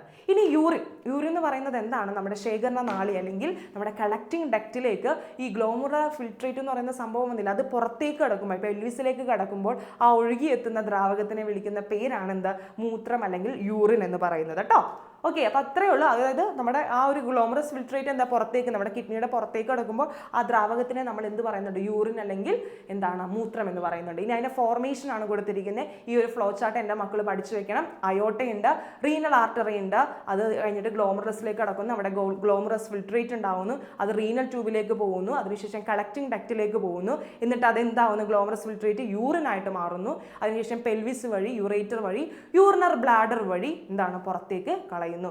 മഹാധമനി വഴി വൃക്കാധമനിയിലെത്തുന്നു. അതിനുശേഷം ഗ്ലോമറസ് അകത്തേക്ക് നമ്മുടെ രക്തം കടന്ന് ഫോം ചെയ്യുന്നു, ഗ്ലോമറസ് ഫിൽട്രേറ്റ് ഫോം ചെയ്യുന്നു. അത് വൃക്ക നാളികയിലേക്ക് എത്തുന്നു, ശേഖരണ നാളികയിലേക്ക് എത്തുന്നു. അതിനുശേഷം പുറത്തേക്ക് മൂത്രമായിട്ട് പെൽവിസ് വഴി, മൂത്രവാഹി വഴി, മൂത്രാശയം വഴി പുറത്തേക്ക് കടന്നു. ഇത് ഭയങ്കര ഇമ്പോർട്ടൻ്റ് ആണ്, നിങ്ങൾ എല്ലാവരും പഠിക്കണം. കാരണം ഈ ഫ്ലോ ചാർട്ട് സാധാരണയായിട്ട് ചോദിക്കാറുണ്ട്. ഫോർമേഷൻ ഓഫ് യൂറിൻ എന്ന് ചോദിച്ചു കഴിഞ്ഞാൽ ഈ ഒരു ഫ്ലോ ചാർട്ടാണ് എഴുതേണ്ടത്. ഇനി ഹെൽത്തി കിഡ്നീസ്, നമ്മുടെ കിഡ്നിക്ക് ഒരുപാട് ഫാക്ടേഴ്സ് ഉണ്ട് ഹെൽത്തി ആയിട്ട് നോക്കാനായിട്ട്. അപ്പോൾ അതെന്തൊക്കെയാണെന്നാണ് നോക്കുന്നത്. ഒന്നാമത്തെ കാര്യം എന്ന് വെച്ചാൽ നമ്മൾ യൂറിൻ പാസ് ചെയ്യുന്ന വഴി, മൂത്രം ഒഴിക്കുന്ന വഴി അതിനകത്തുള്ള ബാക്ടീരിയ പുറന്തള്ളുകയാണ് ചെയ്യുന്നത്. ഒരു പക്ഷേ ചില കുട്ടികളുണ്ട് രാവിലെ വീട്ടിൽ നിന്ന് യൂറിൻ പാസ് ചെയ്ത് കഴിഞ്ഞാൽ പിന്നെ വൈകിട്ട് വീട്ടിൽ വരുമ്പോഴാണ് പാസ് ചെയ്യുന്നത്. അപ്പോൾ അങ്ങനെ ചെയ്യുമ്പോൾ ഈ ബാക്ടീരിയാസ് പുറന്തള്ളാതെ അവിടെ തന്നെ സ്റ്റക്കായി നിൽക്കുകയും അത് നേരെ യൂറിനറി ഇൻഫെക്ഷൻസും അതുപോലെ തന്നെ കിഡ്നി ഡിസീസസിലേക്കും കാരണമാകുന്നുണ്ട്. അപ്പോൾ ഒരിക്കലും നമുക്ക് യൂറിൻ പാസ് ചെയ്യാൻ തോന്നിക്കഴിഞ്ഞാൽ ഒരിക്കലും പിടിച്ചു വെക്കരുത്. അതിനൊക്കെ വേണ്ടിയിട്ടാണ് നമുക്ക് ഇൻ്റർവെൽസ് ഒക്കെ തന്നിരിക്കുന്നത്. അപ്പോൾ മാക്സിമം നമ്മൾ എന്ത് ചെയ്യുക, യൂറിൻ ഒഴിക്കാൻ തോന്നിക്കഴിഞ്ഞാൽ നമ്മൾ എന്തായാലും ഒഴിച്ചു കളയുക, അല്ലെങ്കിൽ പലതരത്തിലുള്ള ഇൻഫെക്ഷൻസും ലാസ്റ്റ് കിഡ്നി ഡിസീസസിലേക്കും എത്തുന്നു. അതുപോലെ തന്നെ ഒപ്പം നല്ല ആയിട്ട് വെള്ളവും കുടിക്കുക. വെള്ളം കുടിക്കുന്നതിനൊപ്പം തന്നെയാണ് യൂറിൻ പാസ് ചെയ്യുന്നതും. ഓക്കെ, അപ്പോൾ നമ്മൾ കിഡ്നിയുടെ ആരോഗ്യത്തെക്കുറിച്ച് പറഞ്ഞു. അടുത്തതാണ് അബ്നോർമൽ കമ്പോണൻസ് ഇൻ യൂറിൻ. അതായത് മൂത്രത്തിൽ അസാധാരണമായിട്ട് കാണുന്ന ഘടകങ്ങളെ കുറിച്ചിട്ടാണ്. നമ്മുടെ യൂറിനിൽ ഗ്ലൂക്കോസിൻ്റെ അളവ് കണ്ടിട്ടുണ്ടെങ്കിൽ നമ്മൾ ഡയബറ്റിക്സ് ആണ്, ഡയബറ്റിക് അല്ലെങ്കിൽ പ്രമേഹമുള്ളവരാണ്. ഇനി നമ്മുടെ യൂറിനിൽ ആൽബുമിൻ്റെ അളവുണ്ടെങ്കിൽ നമുക്ക് ഏതോ ഒരു വൃക്ക രോഗങ്ങളുണ്ട്. ഓക്കെ, അപ്പോൾ അങ്ങനെ നമുക്ക് മനസ്സിലാക്കാം. ഇനി ബ്ലഡ്, ചില ആൾക്കാരുടെ യൂറിനിൽ ബ്ലഡ് കാണുന്നുണ്ടെങ്കിൽ അവർക്കും കിഡ്നി ഡിസീസസ് അല്ലെങ്കിൽ വൃക്ക രോഗങ്ങളുണ്ട്. അത് എത്രയും പെട്ടെന്ന് ഡോക്ടറിനെ പോയി കാണിക്കുക. ഇനി ചില ആൾക്കാരുടെ യൂറിനിൽ വരുമ്പോൾ ടെസ്റ്റ് ചെയ്യുന്ന സമയത്ത് ബിലിറുബിൻ അല്ലെങ്കിൽ ആ ഒരു സംഭവം കാണാൻ പറ്റും. അതുണ്ടെങ്കിൽ എന്താ ജോണ്ടീസ് അഥവാ മഞ്ഞപ്പിത്തം ഉണ്ടെന്നാണ് അർത്ഥം വരുന്നത്. അതുപോലെ തന്നെ ചില ആൾക്കാരുടെ യൂറിൻ ടെസ്റ്റ് ചെയ്യുന്ന സമയത്ത് കാൽഷ്യം ഓക്സൈഡ് ക്രിസ്റ്റൽസ് അല്ലെങ്കിൽ കാൽഷ്യം ഓക്സൈറ്റിന്റെ തരികൾ കാണാൻ സാധിക്കും. ഓക്കെ, അത് ഉണ്ടെങ്കിൽ എന്താ അർത്ഥം? നമുക്ക് കിഡ്നി സ്റ്റോൺസ് ഉണ്ട്, വൃക്കയിൽ കല്ലുണ്ട്. നമ്മൾ അതിനെ മൂത്രത്തിക്കല്ല് എന്നൊക്കെ പറയും, അങ്ങനെയൊന്നും അല്ല കേട്ടോ പറയുന്നത്. അതായത് വൃക്കയിലെ കല്ല് അല്ലെങ്കിൽ കിഡ്നി സ്റ്റോൺ എന്നാണ് പറയുന്നത്, അതായത് ഈ ക്രിസ്റ്റൽസിന്റെ പ്രസൻസ് ഉള്ളതുകൊണ്ട്.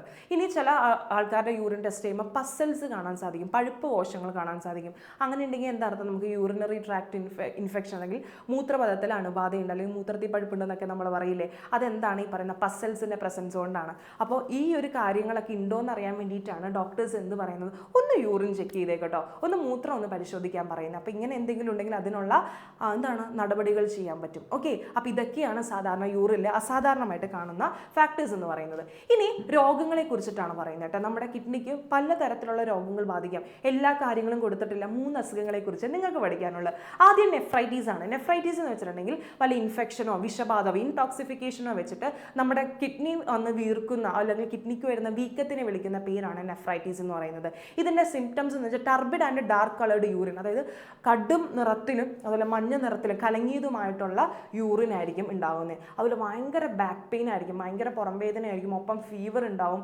അതുപോലെ oedema on the face and ankle, നമ്മുടെ ഫേസിലും കണ്ണങ്കാലിലൊക്കെ എന്താണ് നീര് കാണാൻ സാധിക്കും. അതാണ് നെഫ്രൈറ്റീസിന്റെ സിംറ്റം എന്ന് പറയുന്നത്. ഓക്കെ, ഇനി കിഡ്നി സ്റ്റോൺ. കിഡ്നി സ്റ്റോൺ എന്ന് വെച്ചാൽ എന്താണ് അതിന്റെ reason? The deposition of crystals of calcium salt in the kidney or urinary tract. Urinary ട്രാക്റ്റിലോ അല്ലെങ്കിൽ നമ്മുടെ കിഡ്നിയിലോ വൃക്കകളിലോ ഈ ക്രിസ്റ്റൽസ്, കാൽഷ്യത്തിന്റെ ക്രിസ്റ്റൽസ് അല്ലെങ്കിൽ കാൽഷ്യത്തിന്റെ തരികൾ ഡിപ്പോസിറ്റ് ചെയ്തിരിക്കുക. അതാണ് എന്ത് നമ്മുടെ കിഡ്നി സ്റ്റോൺ അല്ലെങ്കിൽ വൃക്കയിലെ കല്ലിന് കാരണമാവുന്നത്. അങ്ങനെയുള്ള സിറ്റുവേഷനിൽ എന്താണ് നമ്മുടെ അബ്ഡോമന്റെ ലോവർ സൈഡിലായിട്ട് എന്താ ഭയങ്കര പെയിൻ ആയിരിക്കും. നമ്മൾ ആദ്യം വിചാരിക്കും വല്ല ഫുഡ് പോയിസൺ വല്ലതായിരിക്കും എന്ന്. പിന്നെ അതിനുശേഷം എന്താണ്, അപ്പോൾ നമ്മൾ ഫുഡ് പോയിസണിൻ്റെ കാര്യമായിരിക്കും എന്നൊക്കെ കരുതി അങ്ങനെ ഇരിക്കും. പക്ഷെ കുറച്ച് കഴിയുമ്പോൾ എന്താണ് നമുക്ക് യൂറിൻ പാസ് ചെയ്യാൻ ഭയങ്കര ബുദ്ധിമുട്ടായിരിക്കും, ഭയങ്കര ബ്ലോക്കേജ് അങ്ങനെ ഫീൽ ചെയ്യും. അപ്പോഴാണ് എന്ത് നമുക്ക് മനസ്സിലാവും കിഡ്നിക്ക് കിട്ടിയേക്കണ പണിയാണ് കിഡ്നി സ്റ്റോൺ ആണെന്ന് മനസ്സിലാവുന്നത്. അപ്പോൾ അതൊക്കെയാണ് കിഡ്നി സ്റ്റോണിൻ്റെ എന്ത് സിംറ്റം ആയിട്ട് വരുന്നത്. ഒപ്പം തലകറക്കം ഉണ്ടാവും, വൊമിറ്റിംഗ് ഉണ്ടാവും കേട്ടോ. ഇനി യുറീമിയ എന്ന് വെച്ചിട്ടുണ്ടെങ്കിൽ ഡിഫറെൻറ്റ് ടൈപ്പ് ഓഫ് കിഡ്നി ഡിസീസസിനെ നമ്മൾ യുറീമിയ എന്നാണ് വിളിക്കുന്നത്. അതായത് നെഫ്രൈറ്റീസ് ഉണ്ടാവും, ഡയബറ്റിക്സ് ഉണ്ടാവും, ഹൈ ബ്ലഡ് പ്രഷർ, അതെല്ലാത്തിനെയും നമ്മൾ എന്താ യുറീമിയ എന്നാണ് പറയുന്നത്. അങ്ങനെയുള്ള കണ്ടീഷനിൽ എന്താണ് അനീമിയ ഉണ്ടാവും. അതുപോലെ നമ്മുടെ ബോഡി വെയിറ്റ് വെറുതെ അങ്ങ് ലോസ് ആയി പോകും. അതുപോലെ സഫോക്കേഷൻ, ശ്വാസതടസ്സം ഉണ്ടാകും. അതുപോലെ ഡയറിയ, നമുക്ക് വയറിളക്കം ഉണ്ടാവുന്നു. കുറച്ച് കഴിയുമ്പോൾ നമ്മുടെ യൂറിൻ്റെ പ്രൊഡക്ഷൻ, നമുക്ക് യൂറിൻ പാസ് ചെയ്യാൻ തോന്നുമായിരിക്കും, പക്ഷേ യൂറിൻ പോകാത്ത ഒരു കണ്ടീഷനിലേക്ക് ലാസ്റ്റ് എത്തിപ്പെടും. അതാണ് യുറീമിയയുടെ സിംറ്റംസ് ആയിട്ട് വരുന്നത്. അപ്പോൾ നെഫ്രൈറ്റീസ്, വൃക്കയിലെ കല്ല്, യുറീമിയ. ഓക്കെ, കിട്ടിയില്ലേ? അപ്പോൾ ഇത് 3 നിങ്ങൾ നന്നായി പഠിക്കുക, കാര്യം ഭയങ്കര ഇമ്പോർട്ടൻ്റ് ആണ്. സാധാരണയായിട്ട് ചോദിക്കാറുണ്ട് വൃക്ക രോഗങ്ങൾ എന്നും പറഞ്ഞിട്ട്. ഇനി അടുത്തതാണ് ഹീമോഡയാലിസിസ്. ഹീമോഡയാലിസിസ് നിങ്ങൾ കേട്ട് കാണും അല്ലേ? ഹീമോഡയാലിസിസ് എന്ന് വെച്ചിട്ടുണ്ടെങ്കിൽ നമ്മുടെ രക്തത്തിലെ മാലിന്യങ്ങളെ നീക്കം ചെയ്യലാണ് വൃക്കയുടെ ജോലി. ഈ വൃക്ക തകരാറായി കഴിഞ്ഞിട്ടുണ്ടെങ്കിൽ രക്തത്തിലെ മാലിന്യങ്ങളെ നീക്കം ചെയ്യാതെ പറ്റുകയും അതെന്താണ് അവിടെ വെച്ച് തടസ്സപ്പെടുകയും ചെയ്യും. ആ ഒരു കണ്ടീഷനിൽ നമ്മൾ ചെയ്യുന്ന ആ ഒരു പ്രോസസ്സാണ് ഹീമോഡയാലിസിസ് എന്ന് പറഞ്ഞിട്ടുണ്ടെങ്കിൽ. The process of removal of waste material from the blood will be interrupted if both the kidneys R stop function. അതായത് 2 കിഡ്നികളും വർക്ക് ചെയ്യാതിരുന്നു കഴിഞ്ഞാൽ ഈ ഒരു ഫിൽട്രേഷൻ പണികൾ നടക്കില്ല. അപ്പോൾ അതിന് വേണ്ടിയിട്ടുള്ള നമ്മുടെ ജീവൻ നിലനിർത്താൻ വേണ്ടിയിട്ടുള്ള ആ ഒരു സംഭവമാണ് എന്ത് ഹീമോഡയാലിസിസ് എന്ന് പറഞ്ഞാൽ. അതെങ്ങനെയാണ് ചെയ്യുന്നതെന്ന് വെച്ചിട്ടുണ്ടെങ്കിൽ ഫസ്റ്റ് എൻ്റെയാണ് ഹീമോഡയാലിസിസ് ചെയ്യുന്നതെന്ന് വിചാരിക്കാം. എൻ്റെ ഇവിടുത്തെ മാലിന്യങ്ങൾ നിറഞ്ഞിട്ടുള്ള രക്തമില്ലേ, ആ രക്തം ഒരു കുഴൽ ഉപയോഗിച്ച് അത് എടുത്തിട്ട് ഈ കാണുന്നൊരു സംഭവം കണ്ടില്ലേ മക്കളെ, ഇതാണ് എന്ത് ഹീമോഡയാലിസിസിൻ്റെ യൂണിറ്റ് എന്ന് പറയുന്നത്. ഹീമോഡയാലിസിൻ്റെ ആ യൂണിറ്റിലേക്ക് പാസ് ചെയ്ത് കൊടുക്കുന്നത്. അതായത് എൻ്റെ നിന്ന് ആ മാലിന്യം നിറഞ്ഞിട്ടുള്ള ആ രക്തം എടുത്തിട്ട് ആ ഒരു യൂണിറ്റിലേക്ക് കണക്ട് ചെയ്യുന്നു. കണക്ട് ചെയ്യുന്നതിന് മുമ്പായിട്ട് എന്താണ് ഹെപ്പാരിൻ എന്ന് പറയുന്ന ഒരു ഇഞ്ചക്ഷൻ എടുക്കുന്നുണ്ട് കേട്ടോ. ഹെപ്പാരിൻ എന്ന് പറയുന്ന ഇഞ്ചക്ഷൻ എടുക്കണം. എന്തിനു വേണ്ടിയിട്ടാണ്? നമ്മുടെ ബ്ലഡ് ക്ലോട്ട് ചെയ്യാതിരിക്കാൻ, അല്ലെ കൊയാഗുലേഷനെ പ്രിവെൻറ്റ് ചെയ്യാതിരിക്കാൻ വേണ്ടിയിട്ടാണ്, പ്രിവെൻറ്റ് ചെയ്യാൻ വേണ്ടിയിട്ടാണ് എന്താ ഇഞ്ചക്ഷൻ എടുക്കുന്നത്. അതായത് എൻ്റെ നിന്ന് ബ്ലഡ് വലിച്ചിട്ട് എന്താണ് മറ്റേ ആ ഒരു ഡയാലിസിസ് യൂണിറ്റിലേക്ക് കണക്ട് ചെയ്യുന്നതിന് മുമ്പായിട്ട് ആ ഒരു ട്യൂബിൽ എന്ത് ചെയ്യുന്നുണ്ട്, ഈ പറയുന്ന ഹെപ്പാരിൻ എന്ന് പറയുന്ന മെഡിസിൻ കുത്തിവെക്കുന്നുണ്ട്. അതിനുശേഷമാണ് ആ ഒരു ഡയാലിസിസ് യൂണിറ്റിലേക്ക് എൻ്റെ രക്തം കൊടുക്കുന്നത്. അപ്പോൾ എന്ത് ചെയ്യും, ഡയാലിസിസ് യൂണിറ്റിൽ എന്ത് ചെയ്യുന്നു, എൻ്റെ ബ്ലഡ് കറക്റ്റായിട്ട് ഫിൽട്ടർ ചെയ്തിട്ട് അതിനുള്ളിൽ വേസ്റ്റുകളൊക്കെ താഴെയുള്ള ഡയാലിസിസ് ഫ്ലൂയിഡിലേക്ക് വീഴുന്നു. ആ ഡയാലിസിസ് ഫ്ലൂയിഡ് വേസ്റ്റ് വന്ന് വീഴുന്നതിനനുസരിച്ച് അവരെന്ത് ചെയ്യുന്നുണ്ട്, നീക്കം ചെയ്തുകൊണ്ടിരിക്കുന്നുണ്ട്. എന്നിട്ട് നല്ല പ്യുവർ ആയിട്ടുള്ള എല്ലാ വേസ്റ്റുകളും മാറ്റിയിട്ടുള്ള ആ രക്തം എന്ത് ചെയ്യുന്നു, തിരിച്ച് എൻ്റെ കയ്യിലേക്ക് തന്നെ കയറ്റുന്നു. ഓക്കെ, എൻ്റെ കയ്യിലേക്ക് തന്നെ കയറ്റുന്നുണ്ട്. ആ കയറ്റുന്നതിന് മുമ്പ് തന്നെ ആൻറ്റി ഹെപ്പാരിൻ എന്ന് പറയുന്ന ഇഞ്ചക്ഷൻ വെക്കുന്നുണ്ട്. കാരണം ആദ്യം നമ്മൾ ഹെപ്പാരിൻ വെച്ചിരുന്നു. അപ്പോൾ അതിനെതിരെയായിട്ടുള്ള ആൻറ്റി ഹെപ്പാരിൻ ഇഞ്ചക്ഷൻ വെച്ചതിന് ശേഷമാണ് എൻ്റെ ശരീരത്തിലേക്ക് വീണ്ടും അത് കയറ്റുന്നത്. ഓക്കെ, ഇത് കയറ്റുമ്പോൾ ഡയാലിസിസ് ചെയ്ത കുറച്ച് ആൾക്കാരോട് മിസ് ചോദിച്ചപ്പോൾ അത്യാവശ്യം ഡയാലിസിസിന് നല്ല പെയിനാണെന്നാണ് പറഞ്ഞത്. അതായത് നമ്മുടെ ശരീരത്തിലുള്ള എല്ലാ ബ്ലഡും, അതായത് വേസ്റ്റ് എന്ന് പറഞ്ഞ ബ്ലഡ് എടുത്ത് എന്താണ് പുറത്തേക്ക് കണക്ട് ചെയ്യണം. എന്നിട്ട് വേറൊരു മെഷീനാണ് ഫിൽട്രേഷൻ നടത്തുന്നത്. അതിനുശേഷം ആ ബ്ലഡ് എന്തെങ്കിലും തിരിച്ച് കയറ്റുന്നുണ്ട്. അപ്പോൾ അത്യാവശ്യം മണിക്കൂറുകൾ എടുക്കുകയും അത്യാവശ്യം വേദനയുള്ള ഒരു പ്രോസസ്സാണ് എന്ത് ഹീമോഡയാലിസിസ് എന്ന് പറയുന്നത്. ഓരോരുത്തരുടെ കിഡ്നിയുടെ ആ ഒരു ലെവൽ അനുസരിച്ചിട്ടാണ് അതിൻ്റെ ഇൻ്റർവെൽസ് നിശ്ചയിക്കുന്നത്. അതായത് ചില ആൾക്കാർക്ക് ആഴ്ചയിൽ ഒരിക്കലായിരിക്കാം, ചില ആഴ്ചയിൽ ചിലപ്പോൾ 2 ആഴ്ച കൂടുമ്പോഴായിരിക്കും ഡയാലിസിസ് ചെയ്യാൻ പറയുന്നത്. ചില ആൾക്കാരുടെ കണ്ടീഷനിൽ ഓരോ ദിവസം ഇടവിട്ട് ഡയാലിസിസ് ചെയ്യാൻ പറയുന്നുണ്ട്. ഓക്കെ, അപ്പോൾ അത് ഓരോ ആൾക്കാരുടെയും ഹെൽത്ത്, അവരുടെ കിഡ്നിയുടെ ഹെൽത്ത് അനുസരിച്ചാണ് ഡയാലിസിസിൻ്റെ ആ ഒരു ഇൻ്റർവെൽസ് നിശ്ചയിക്കുന്നത്. ഓക്കെ, ഇനി അടുത്തതാണ് കിഡ്നി ട്രാൻസ്പ്ലാന്റേഷൻ. അതായത് ചില ആൾക്കാർക്ക് ഹീമോഡയാലിസിസ് ചെയ്തിട്ടും എന്താണ് അവരുടെ കിഡ്നി വർക്ക് ചെയ്യുന്നില്ല, അവർക്ക് ഒന്നും ചെയ്യാൻ പറ്റാത്ത കണ്ടീഷൻ വരുമ്പോൾ, അതായത് എന്താ രക്തത്തിൽ മാലിന്യം വന്ന് നിറയുമ്പോൾ എന്താ മറ്റു ഓർഗൻസിനും അത് കേടാം. മറ്റു ഓർഗൻസിനും ഈ മാലിന്യം നിറഞ്ഞ രക്തമാണ് ഒഴുകുന്നത്. അപ്പോൾ അതെന്താണ് അവർക്ക് ഒരുപാട് പ്രശ്നങ്ങൾ ഉണ്ടാക്കുന്നത്. അപ്പോൾ അങ്ങനെയുള്ള കണ്ടീഷനിലാണ് കിഡ്നി ട്രാൻസ്പ്ലാന്റേഷൻ എന്ന് പറയുന്നത്. അതായത് എന്താ കിഡ്നി എടുത്ത് മാറ്റിവെക്കൽ. അതിനായിട്ട് നമ്മൾ എന്തൊക്കെ കാര്യങ്ങൾ ചെക്ക് ചെയ്യണമെന്നാണ്. ഫസ്റ്റ് എന്ന് പറയുന്നത് ഡോണർ അല്ലെങ്കിൽ ദാതാവ് അവരെന്ത് ചെയ്യണം, പൂർണ്ണ ആരോഗ്യമുള്ള ഒരാളായിരിക്കണം. അതായത് ഹെൽത്തി പേഴ്സൺ ആയിരിക്കണം. അല്ലെങ്കിൽ പൂർണ്ണ ആരോഗ്യമായിരിക്കുന്ന സമയത്ത് മരിച്ച ഒരാളായിരിക്കും. ചിലപ്പോൾ ആക്സിഡൻറ്റിലൊക്കെ നല്ല ആരോഗ്യമായിട്ടുള്ള ഒരാൾ പെട്ടെന്ന് മരിക്കുകയാണെങ്കിൽ, ബ്രെയിൻ ഡെത്ത് സംഭവിക്കുകയാണെങ്കിൽ അയാളുടെ കിഡ്നി നമുക്ക് എടുക്കാം. അങ്ങനെയാണ് എന്ത് ഡോണറിൻ്റെ കണ്ടീഷൻ ഇരിക്കേണ്ടത്. ഇനി പ്രിപ്പറേഷൻ എന്തൊക്കെയാണ്, നമ്മുടെ ബ്ലഡ് ഗ്രൂപ്പ് മാച്ച് ചെയ്യണം, ടിഷ്യൂസ് മാച്ച് ചെയ്യണം, ക്രോസ് മാച്ചിങ്, അങ്ങനത്തെ ഒരുപാട് കാര്യങ്ങൾ ചെയ്തതിന് ശേഷമാണ് നമ്മുടെ ഈ പറയുന്ന ആ ഒരു കിഡ്നി ട്രാൻസ്പ്ലാന്റേഷൻ എന്ന് പറയുന്ന ഘട്ടത്തിലേക്ക് കടക്കുള്ളൂ. അടുത്തത് സർജറി എന്താണെന്ന് വെച്ചാൽ ഞാനാണ് ഒരാൾക്ക് കിഡ്നി കൊടുക്കണമെന്ന് ചോദിച്ചോ, എൻ്റെ കിഡ്നിയും എടുക്കും, അതുപോലെ തന്നെ എൻ്റെ യുറേറ്ററും എടുക്കും, എൻ്റെ ബ്ലഡ് വെസൽസും എടുത്തിട്ടാണ് മറ്റൊരാളിലേക്ക് കൊടുക്കുന്നത്. അതായത് എൻ്റെ പകുതി കട്ട് ചെയ്യുന്നുണ്ട്, എൻ്റെ ഒരു സൈഡിലെ കിഡ്നി എടുക്കുന്നുണ്ട്, എൻ്റെ ആ ഒരു സൈഡിലെ മൊത്തം ബ്ലഡ് വെസൽസ് എടുക്കുന്നുണ്ട്, എൻ്റെ ഒരു സൈഡിലെ യുറേറ്റർ അതും കൂടി എടുത്തിട്ടാണ് ആ ആളിലേക്ക് വെച്ച് കൊടുക്കുന്നത്. അതാണ് സർജറി എന്ന് പറയുന്നത്. ഇത് പറയുമ്പോൾ ഭയങ്കര സിമ്പിളായിരിക്കും, പക്ഷേ അത്യാവശ്യം മണിക്കൂർ എടുക്കുന്ന സർജറിയാണ്. ഇനി പോസ്റ്റ് സർജറി എന്ന് വെച്ചിട്ടുണ്ടെങ്കിൽ നമ്മൾ സർജറി ചെയ്യുന്നതിലുപരി ഒപ്പം അത്രയും ഇമ്പോർട്ടൻസ് ആണ് സർജറിക്ക് ശേഷവും. അതായത് ചില ആൾക്കാരിൽ ഈ പറയുന്ന ഇൻഫെക്ഷൻ വന്നിട്ട് മരിക്കാൻ വരെ ചാൻസ് കൂടുതലാണ്. അപ്പോൾ ഇൻഫെക്ഷൻ ഒന്നും വരാതെ നോക്കണം. പിന്നെ മെയിനായിട്ട് ഇവരിൽ സർജറി കഴിയുമ്പോൾ എന്ത് ചെയ്യുന്നുണ്ട്, നമ്മുടെ ഇമ്മ്യൂണിറ്റിനെ സപ്രസ് ചെയ്യിക്കുന്ന നമ്മുടെ പ്രതിരോധത്തിനെ മന്ദീഭവിക്കുന്ന മെഡിസിൻസ് ആണ് കൊടുക്കുന്നത്. അപ്പോൾ അതുകൊണ്ട് തന്നെ പെട്ടെന്ന് അവർക്ക് അസുഖങ്ങൾ വരാൻ ചാൻസ് കൂടുതലാണ്.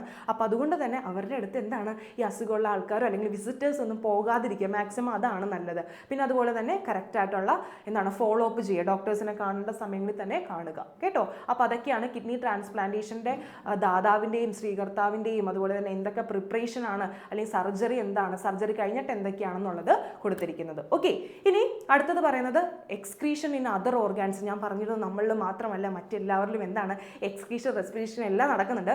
അപ്പോൾ അതിനകത്ത് അമീബയുടെ കേസ് പറയാം. അമീബയുടെ ആണെങ്കിൽ അമോണിയ വേസ്റ്റ് പ്രൊഡക്റ്റ് ആയിട്ട് വരുന്നത്. കോൺട്രാക്റ്റീവ് വാക്യൂൾ അല്ലെങ്കിൽ സങ്കോചഫേനമാണ് അമീബയുടെ എക്സ്ക്രീറ്ററി ഓർഗൻ ആയിട്ട് വരുന്നത്. ഇനി എർത്തുവാം മണ്ണിരയുടെ കേസ് ആണെങ്കിൽ യൂറിയയും അമോണിയം വാട്ടറാണ് അവരുടെ എക്സ്ക്രീറ്ററി പ്രൊഡക്റ്റ് അല്ലെങ്കിൽ വിസർജ്യ വസ്തുവായിട്ട് വരുന്നത്. നെഫ്രീഡിയ എന്ന് പറയുന്ന ഭാഗം വെച്ചിട്ടാണ് അവർ വിസർജനം നടത്തുന്നത്. അവരുടെ എക്സ്ക്രീറ്ററി ഓർഗൻ എന്ന് പറയുന്നത് നെഫ്രീഡിയാണ്. ഇനി ഇൻസെക്റ്റ് പാറ്റ പോലുള്ള സ്ഥലത്ത് ആ ഒരു പാറ്റയൊക്കെ പോലുള്ളതിൽ അതിൻ്റെ മെയിൻ എക്സ്ക്രീറ്ററി പ്രൊഡക്റ്റ് എന്ന് പറയുന്നത് യൂറിക് ആസിഡ് ആണ് കേട്ടോ. യൂറിക് ആസിഡ് ആണ് അവരുടെ മെയിൻ ഓർഗൻ എന്ന് പറയുന്നത് മാൽപീജിയൻ ട്യൂബിലാണ്. ഇനി ഫിഷിലാണെങ്കിൽ അമോണിയാണ് വിസർജ്യ വസ്തുവായിട്ട് വരുന്നത്. അവർക്കും കിഡ്നിയാണ്. ഫ്രോഗിലാണെങ്കിൽ യൂറിനാണ്, അവർക്കും കിഡ്നി തന്നെയാണ് അല്ലെങ്കിൽ വൃക്ക തന്നെയാണ്. റെപ്റ്റൈൽസിലാണെങ്കിൽ യൂറിക് ആസിഡ് ആണ് അവരുടെ പ്രൊഡക്റ്റ് ആയിട്ട് വരുന്നത്, എക്സ്ക്രീറ്ററി പ്രൊഡക്റ്റ്, വേസ്റ്റ് പ്രൊഡക്റ്റ്. അവരുടെ ഓർഗൻ തന്നെയാണ്, കിഡ്നി തന്നെയാണ്. ബേർഡ്സിലും യൂറിക് ആസിഡ് ആണ്, കിഡ്നി തന്നെയാണ് ഓർഗൻ. ഇത് നിങ്ങൾ ഈ ബോക്സ് കാണാപ്പാഠം പഠിക്കേണ്ടതാണ്. സാധാരണയായിട്ട് 1 വേർഡും ഒബ്ജക്റ്റീവിലൊക്കെ ചോദിക്കാറുണ്ട് കേട്ടോ. ഓക്കെ, അപ്പോൾ നമുക്കിനി എക്സ്ക്രീഷൻ ഇൻ പ്ലാന്റ്സിലും ഉണ്ട് ഇതുപോലെ എക്സ്ക്രീഷൻ. അവരും ഒരുപാട് പ്രവർത്തനത്തിൻ്റെ ഫലമായി അവർക്കും വേസ്റ്റ് വരുന്നുണ്ട്. അപ്പോൾ അവരെന്ത് ചെയ്യുന്നുണ്ട്, ഓക്സിജനെയും കാർബൺ ഡൈ ഓക്സൈഡിനെയും വാട്ടറിനെയൊക്കെ സ്റ്റൊമാറ്റയും ലെൻറ്റിസലും വഴി പുറത്തേക്ക് കളയുന്നുണ്ട്. അതാണ് ആദ്യം കൊടുത്തിരിക്കുന്നത് കേട്ടോ. ഇനി അടുത്തത് വാൾട്ടും സോൾട്ടും ഹൈഡത്തോഡ്സ് വഴി എന്ത് ചെയ്യുന്നുണ്ട്, അവർ പുറന്തള്ളുന്നുണ്ട്. ഇനി ഖരമാലിന്യങ്ങൾ സോളിഡ് വേസ്റ്റ് റെസിൻസും ബാർക്കും, അതായത് റെസിനുകൾ എന്ന് വെച്ചാൽ ചിറങ്ങളിൽ പല പ്ലാന്റ്സും ചിറങ്ങളൊക്കെ ഇങ്ങനെ ഒഴുക്കുന്നുണ്ട്, അതാണ് റെസിൻസ് എന്ന് പറയുന്നത്. അതും അതുപോലെ പുറന്തൊലി ബാർക്ക് കണ്ടിട്ടില്ലേ, നമ്മുടെ പ്ലാന്റ്സിൽ നിന്ന് ബാർക്ക് ഇങ്ങനെ പൊളിഞ്ഞൊഴിഞ്ഞു പോകുന്നത്, അതെന്താ ഖരമാലിന്യങ്ങൾ പുറന്തള്ളുന്നത്. അതുപോലെ ലീഫ് പൊഴിച്ചു കളയുന്നത്, അതും എന്താണ് ഖരമാലിന്യങ്ങൾ, സോളിഡ് വേസ്റ്റിനെ പുറന്തള്ളുകയാണ്. അതുപോലെ ഫ്രൂട്ട്സ് പൊഴിച്ചു കളയുന്നത്, അതെല്ലാം എന്താണ് വേസ്റ്റ് റിമൂവ് ചെയ്യാനുള്ള ഓരോരോ പ്രോസസ്സുകളാണ്. ഓക്കെ, അതുപോലെ തന്നെ നമ്മുടെ കാതൽ രൂപീകരണം, ഈ മരത്തിൻ്റെ ഉള്ളിൽ കാതൽ ഫോം ചെയ്യുന്നത് കണ്ടിട്ടില്ലേ, അതും എന്ത് തന്നെയാണ്, ഈ പറയുന്ന പ്ലാന്റ്സിൻ്റെ വേസ്റ്റ് പുറന്തള്ളുന്നതിൻ്റെ ഒരു രീതിയാണ്. അപ്പോൾ ഇത്രയും കാര്യങ്ങളാണ് നമ്മുടെ എക്സ്ക്രീഷൻ ഇൻ പ്ലാന്റ്സിൽ വരുന്നത്. ഇനി അപ്പോൾ പ്ലാന്റ്സിൻ്റെയും എക്സ്ക്രീഷൻ ചോദിക്കാറുണ്ട്. അപ്പോൾ എൻ്റെ മക്കൾ അത് നോക്കി വെച്ചിരിക്കണം കേട്ടോ, ഓരോന്നിൻ്റെ പേര്. ഇനി മെയിൻ്റെനൻസ് ഓഫ് ഹോമിയോസ്റ്റാറ്റസിന് വേണ്ടിയിട്ട്, അതായത് നമ്മുടെ ആന്തര സമസ്ഥിതി പരിപാലിക്കാനായിട്ട് നമ്മുടെ ലിവറും കിഡ്നിയും അതുപോലെ തന്നെ ലങ്സും സ്കിന്നൊക്കെ ഒരുപാട് കാര്യങ്ങൾ ചെയ്യുന്നുണ്ട്. അതെന്തൊക്കെയാണെന്നാണ് നോക്കുന്നത്. നമ്മുടെ ലിവർ ആണെങ്കിൽ എന്ത് ചെയ്യുന്നത്, റെഗുലേറ്റ് മെറ്റാബോളിസം ചെയ്യുന്നു, മെറ്റാബോളിക് ആക്ടിവിറ്റി, ഉപാചയ പ്രവർത്തനങ്ങൾ കറക്റ്റായിട്ട് ക്രമീകരിക്കുന്നുണ്ട്. ന്യൂട്രലൈസ് ടോക്സിൻസ്, നമ്മുടെ ശരീരത്തിൽ വരുന്ന ടോക്സിൻസിനെയൊക്കെ ന്യൂട്രലൈസ് ചെയ്യുക അല്ലെങ്കിൽ വിഷവസ്തുവിനെയൊക്കെ നിർവീര്യമാക്കലാണ് ആര് ചെയ്യുന്നത്, ലിവർ ചെയ്യുന്നത്. ഇനി കിഡ്നിയുടെ കേസിലാണെങ്കിൽ നമ്മുടെ ശരീരത്തിൽ സോൾട്ടിൻ്റെയും വാട്ടറിൻ്റെയും ബാലൻസ്, അതായത് ജലത്തിൻ്റെയും ലവണത്തിൻ്റെയും ആ ബാലൻസ്, തുല്യത, അത് കറക്റ്റ് ചെയ്യുന്നത് ആരാണ്, ഈ പറയുന്ന കിഡ്നിയാണ്. റെഗുലേഷൻ ഓഫ് ബ്ലഡ് പ്രഷർ നോക്കുന്നത്, അത് റെഗുലേറ്റ് ചെയ്യുന്നത് ആരാണ്, നമ്മുടെ കിഡ്നിയാണ്. അതുപോലെ regulation of pH, expel waste, pH regulate ചെയ്യുന്നതും വേസ്റ്റ് കളയുന്നതും ആരാണ്, നമ്മുടെ കിഡ്നി തന്നെയാണ്. ഇനി ലങ്സിൻ്റെ കേസ് എടുക്കുകയാണെങ്കിൽ ലങ്സ് എന്ത് ചെയ്യുന്നുണ്ട്, നമുക്ക് ആവശ്യമില്ലാത്ത കാർബൺ ഡൈ ഓക്സൈഡിനെ പുറത്ത് കളയുന്നുണ്ട് ഇല്ലേ. അതുപോലെ തന്നെ O2ൻ്റെ ലെവൽ, നമ്മുടെ ശരീരത്തിലെ ഓക്സിജൻ്റെ ലെവൽ നോക്കുന്നത് ആരാണ്, ലങ്സ് ആണ്. റെഗുലേഷൻ ഓഫ് pHൻ്റെ ലെവൽ നോക്കുന്നതും ആര് തന്നെയാണ്, നമ്മുടെ ലങ്സ് ആണ്. ഇനി അടുത്തത് ടിഷ്യൂ ഫ്ലൂയിഡ് എന്ത് ചെയ്യുന്നുണ്ട്, നമ്മുടെ ബോഡിയിൽ എന്താണ്, ഒരുപാട് പ്രവർത്തനങ്ങളൊക്കെ നടത്തുന്നുണ്ട്. അതിൻ്റെ എൻസൈംസിൻ്റെ പ്രവർത്തനത്തിന് സഹായിക്കുന്നത് ടിഷ്യൂ ഫ്ലൂയിഡാണ്. ഇനി സ്കിൻ എന്ത് ചെയ്യുന്നുണ്ട്, റെഗുലേറ്റ് ടെമ്പറേച്ചർ, നമുക്ക് ടെമ്പറേച്ചർ റെഗുലേറ്റ് ചെയ്യുന്ന ആരാണ്, നമ്മുടെ ഈ പറയുന്ന സ്കിന്നാണ്. അതുപോലെ സോൾട്ടിനെയും വാട്ടറിനെയും പുറന്തള്ളാനായിട്ട് സഹായിക്കുന്നത് നമ്മുടെ സ്കിന്നാണ്. ഇങ്ങനെ ഇത്രയും പാർട്ടുകളാണ് നമ്മുടെ ഈ പറയുന്ന ആന്തരിക സമസ്ഥിതി പരിപാലിക്കാനായിട്ട് സഹായിക്കുന്നത്. അപ്പോൾ ഇത്രയും കാര്യങ്ങളാണ് ഈ ചാപ്റ്ററിലുള്ളത്. അത്യാവശ്യം ലെങ്തിയാണ് ഈ ചാപ്റ്റർ. അപ്പോൾ എൻ്റെ മക്കൾ ഇത് ഒരിക്കലും പഠിക്കാതെ എക്സാമിന് പോകരുത്, കാര്യം അത്രയും ഇമ്പോർട്ടൻ്റ് ആയ ടോപ്പിക്സുകളാണ് ഇതിനകത്തുള്ളത്. അപ്പോൾ എല്ലാവരും നന്നായി പഠിക്കുക. അപ്പോൾ മറ്റൊരു വീഡിയോ ആയിട്ട് കാണും വരെ tata, bye bye, see U.